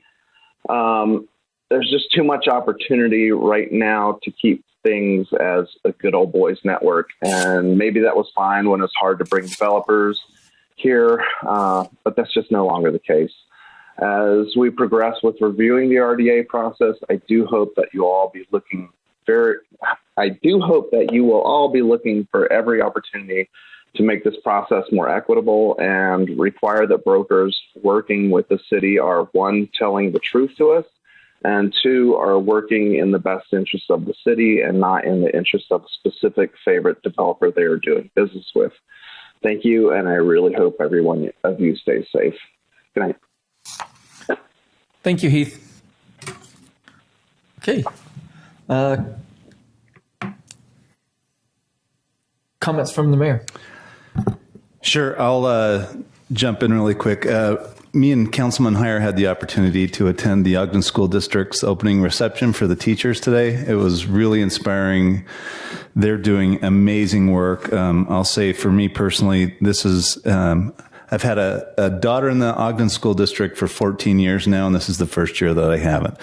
I'm inspired to see what they're doing and the commitment from those teachers and the work that they're doing for not only the education of our kids, but for their mental health and well-being and everything else. Obviously had the opportunity to attend Twilight and the rodeo and the special events.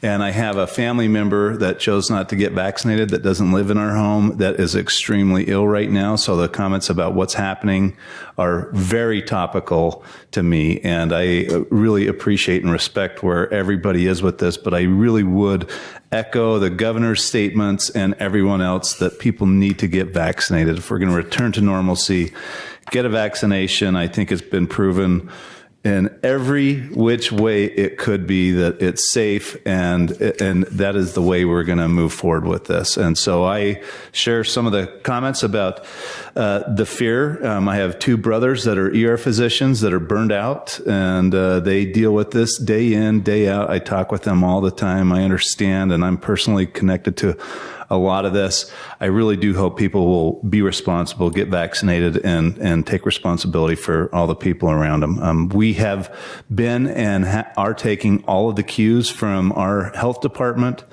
our local health department, and the state health department. We get, as I get, and I'm sure you all get, a lot of well-meaning but uneducated advice in terms of what we should and shouldn't be doing.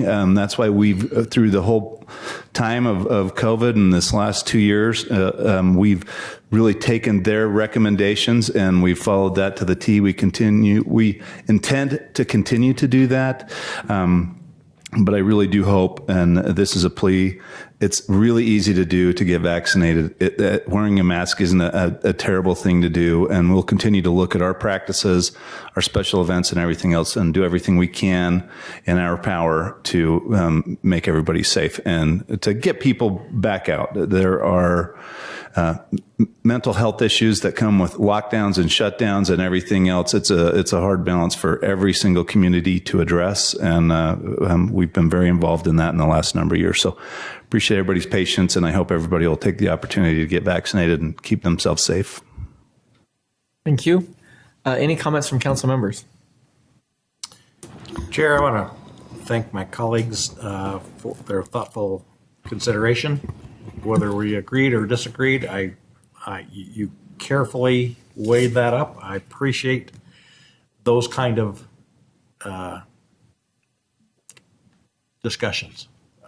And I think makes me feel good, that things were carefully weighed. And I just appreciate all of you. I appreciate our administrative staff and all of us that spent a ton of time on this issue as well. So anyway, I just wanted to say that. I want to echo what the mayor said about the school district. We have a remarkable, phenomenal school district. They don't get the credit that they deserve. I was happy to have been a graduate from Ogden City Schools, as well as my wife and all of my children. So it just pleases me that we've got a good school district. we need to make clear that Councilman Heyer and myself are a graduate of Ogden City Schools, but of Ben Lomond High School. So we want to make that definitely clear in that aspect there. But on August the 7th, we had a great opportunity to have a wonderful event down on 2nd Street. It was there was a large group of people who visited there, and I think everyone enjoyed themselves. And for the record, Weber State this year will have a 10-2 record. 10-2. Chair? Yep. Just very, very quickly, I would like to piggyback on the comments from the mayor about getting vaccinated. I wish I could have proposed this before, but I didn't because it didn't occur to me and things were maybe more hectic. But if there's ever anytime soon the opportunity to get a booster, I know that there's a booster going to be available. I don't know when we will qualify for it or what age groups, how soon or whatnot. I haven't kept up with those details. But I wonder if we can have some conversations, and I think it will be, Mayor, if we qualify for a booster and we went and got a booster together, like as many council members as possible and we were able to get some publicity on that, I think that words like you are talking about now are very important, but I think something like that could potentially be even more powerful. Sure. What I've heard is that it's 8 months after your second shot, they're looking at a booster. So as we get more information on that, and we have a COVID call every week with our public safety professionals. Mike Slater's done a great job. Assistant Chief Mike Slater's done a phenomenal job keeping his fingers on the pulse of this, and would be more than happy to have that conversation. And as more information becomes available, we'll push it down. We'll push it to you. Thank you. That's all I have. Just to piggyback, I think also there's certain people with chronic conditions that also qualify now earlier Yes. too, but you can look it up. Yes. Yes. We ought to remind people to get their vaccination too. Yes. I thought that's what we just did. Yeah, that's what we just No, I thought we was talking about boosters. Oh, it's the booster. booster vaccination. Okay. Yeah. It is late. It is. You know, We're not done yet. Nope. Bella. But we can get done a little quicker if we remove one item. And I'll take a motion on that. Yeah. Chair, I would make a motion then that we adjourn into a closed We're executive. gonna remove. So, Oh, we're going to take this out? Yep. yeah. Okay, I'll make a motion to adjourn. What are we taking out? We got. I think we got to take we have that off. to take We it gotta off the remove meeting. Okay, I'll make a motion that we Remove it from the agenda. Remove it from the agenda. remove the agenda, change the agenda. He's so and remove excited item he can 10. talk. Second. What are we doing? Thank you. We're removing the closed executive session off the agenda. Okay. You get that? You going to oppose? We have a motion I couldn't figure out what we were Second. by doing. Councilmember Heyer to remove the city council closed executive session from this agenda, and a second by Vice Chair White. This is a voice vote. All in favor? Aye. Any yeah. opposed? Okay, that passes. Right. Motion to adjourn. Second. We have a motion to adjourn the city council meeting by Councilmember Heyer and a second by Vice Chair White. This is a voice vote. All in favor? Aye. Any opposed? So people were That leaving. passes. We still have the rest.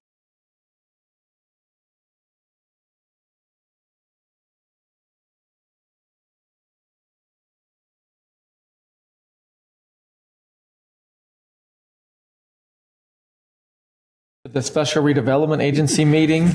It's still August 17, 2021. Let the roll call reflect that all board members are present. First up is the approval of minutes. The regular meeting of April 13th, 2021. Board Member Chaburka. Yes, Chair, I've read those minutes and they're accurate to my recollection. I motion that we approve the minutes. Second. Thank you. We have a motion to approve the minutes by Board Member Chaburka and a second by Board Member Lopez. This is a voice vote. All in favor? Aye. Aye. Any opposed? That passes. We have one item listed under common consent, and that's the dissolution of certain redevelopment agency project areas. Chair, I'll make a motion to adopt the common consent items. Second. Thank you. We have a motion to adopt the item listed under common consent by Board Member Lopez and a second by Board Member Chaburka. This is a roll call vote.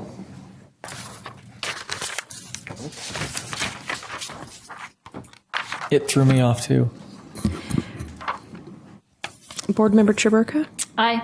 Board Member Heyer? Aye. Board Member Lopez? Aye.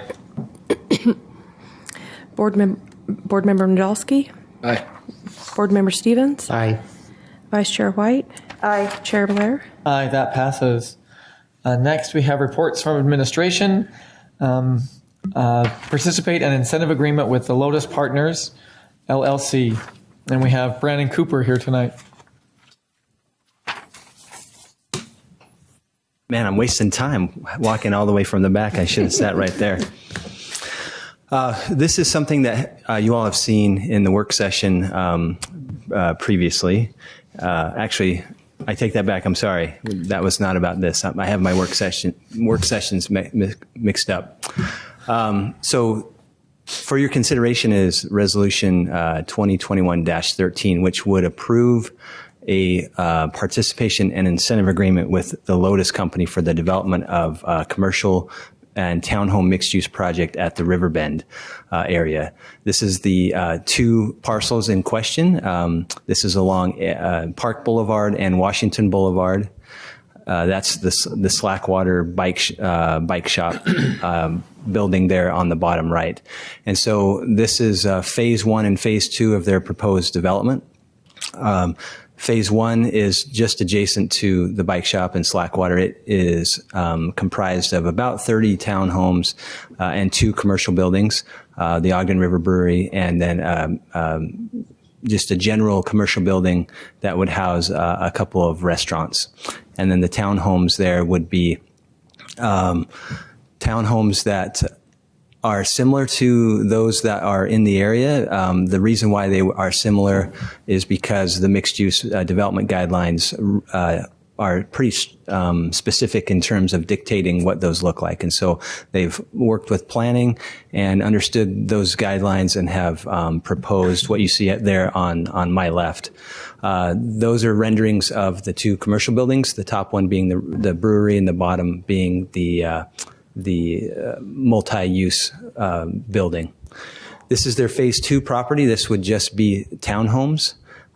This would wrap around the already approved Mountain America Credit Union site, which I'm happy to report that their sign relocation has been fully resolved. That sign should be moving soon, which would make way for Mountain America to start building quickly. So this would be a great complement to that. And these townhomes would, again, coincide with the Ogden River Master Plan and Development Guidelines. And so there's a rendering of what those might look like there. So the terms of the agreement, take in consideration those parcels that I just mentioned, the 70 to 72 townhomes and the 2 commercial buildings. They would be required to complete those as indicated in the slides that I just showed you. The maximum development incentive post-performance, as is typical with these type of things, would be $1.4 million. The term is only until 2027. It's a short runway. There is a significant amount of budget. It's $15 million in the adopted budget. We've only committed about 1.7 thus far. So you can see that there's a ton of capacity there. We'll probably never reach that $15 million allocation in the next 6 or 7 years.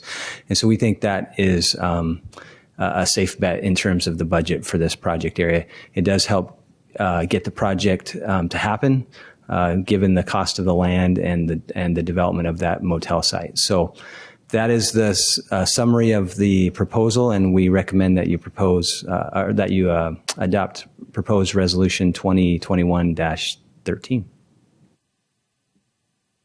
Any questions for Brandon? Okay. Actually, one other comment. This is for Board Member Stevens. There will be at least 2 electric charging stations, maybe more.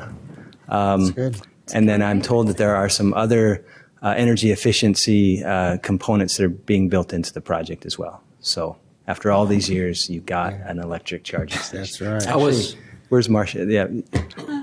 Dittos for you. Dittos for you. Yeah. I do have a quick question. How was this developer selected? So this isn't a developer selection in terms of what we've been talking about. This is someone who owns property, who's come to us and said, we have a project that we would like to build, and it has these economics associated with it. And without the subsidy that they're requesting, then it would be deemed infeasible in the manner in which they would want to develop it. And so this isn't a developer selection as in terms of what we've been talking about. Is this TIF? Mm-hmm. This is TIF. TIF? Yeah. It is a developer, and we are working with them through an incentive agreement, but not in the way that was discussed in the work session. Thank you. Thank you.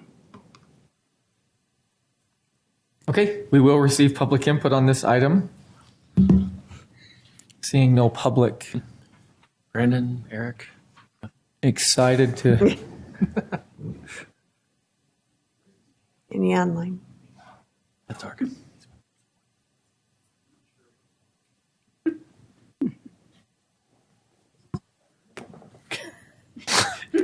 Whoops.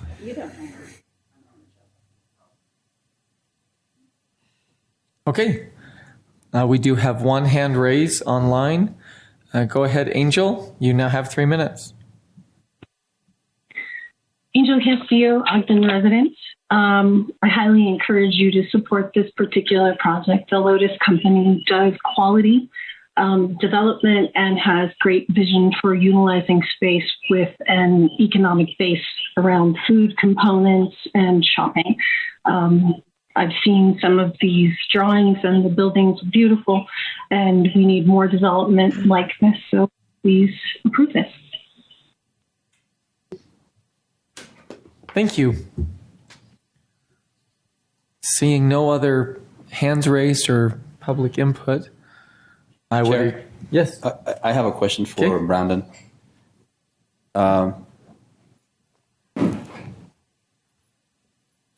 And I'm sorry that it's so late. I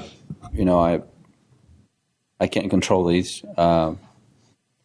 It's just a conscience question. I ponder about when and at what point are we maybe going to move away from incentives. I know, so these are an RDA, mm-hmm.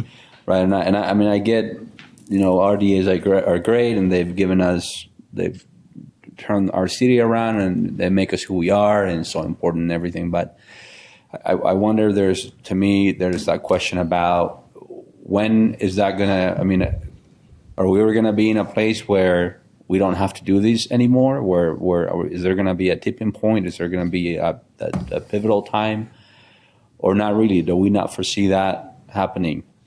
So I have a crystal ball. It's probably as good as yours. But I think what we can take heart in is that we're seeing developments happen that in a lot greater abundance and in a lot higher quality that don't require TIF. So you just heard two of them today, that the first developer has not required TIF or asked for TIF. There's been a number of projects over the last, say, 12 to 18 months that have been built that don't require TIF or any incentive whatsoever. Those are good things. That means that the market forces are working in the ways that that are good.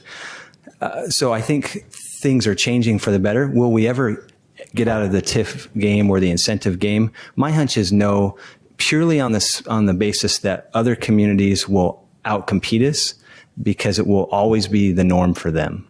So just from a competitive standpoint of business recruitment and development recruitment, when a developer has a specific role in terms of an employee. They have an employee whose sole job is to go out and to capture community incentives. And that's the decision making, or part of the decision making that they use in terms of where they would build their next project.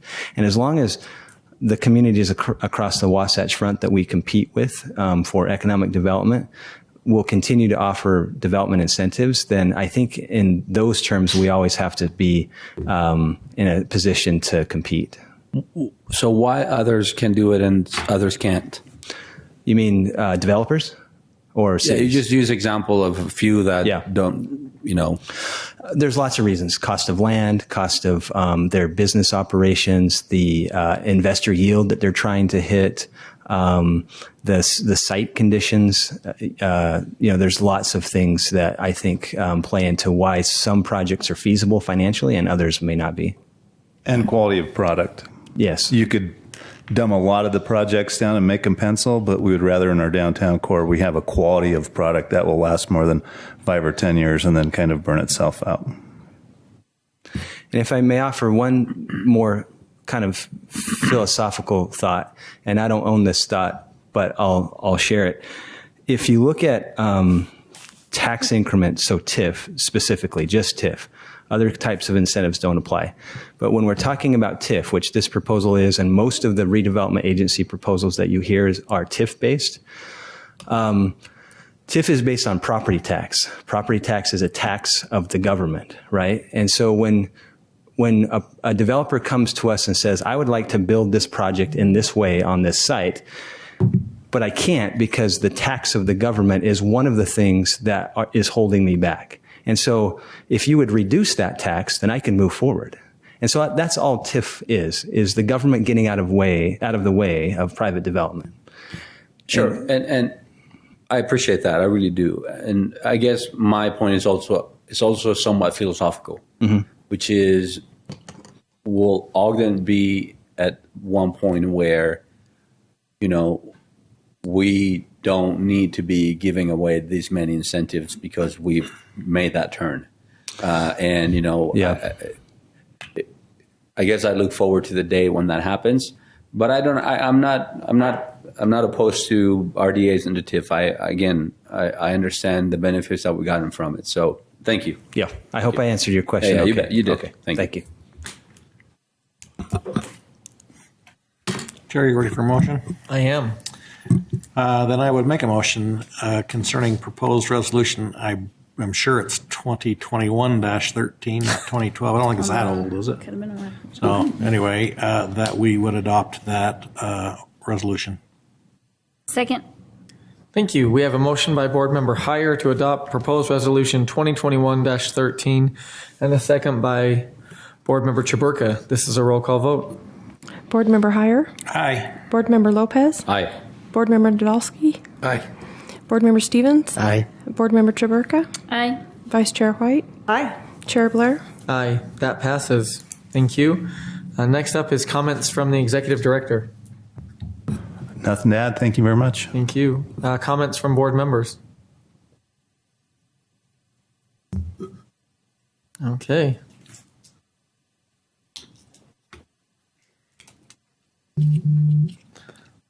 Then I would entertain a motion. Are we wanting to do this We're one? doing this one, yes. Okay, then I will make a motion that we adjourn into a closed executive session for one of the 7 items listed. Second. Thank you. We have a motion to consider adjourning into a closed executive session by Board Member Heyer and a second by Board Member Chaburka. This is a roll call vote. Board Member Lopez. Aye. Board Member Nadolski. Aye. Board Member Stevens. Aye. Board Member Chaburka. Oh, aye. Sorry. Board Member Heyer. Aye. Vice Chair White. Aye. Chair Blair. Aye, that passes. And we will adjourn from in the chambers or in the workroom. There we have it.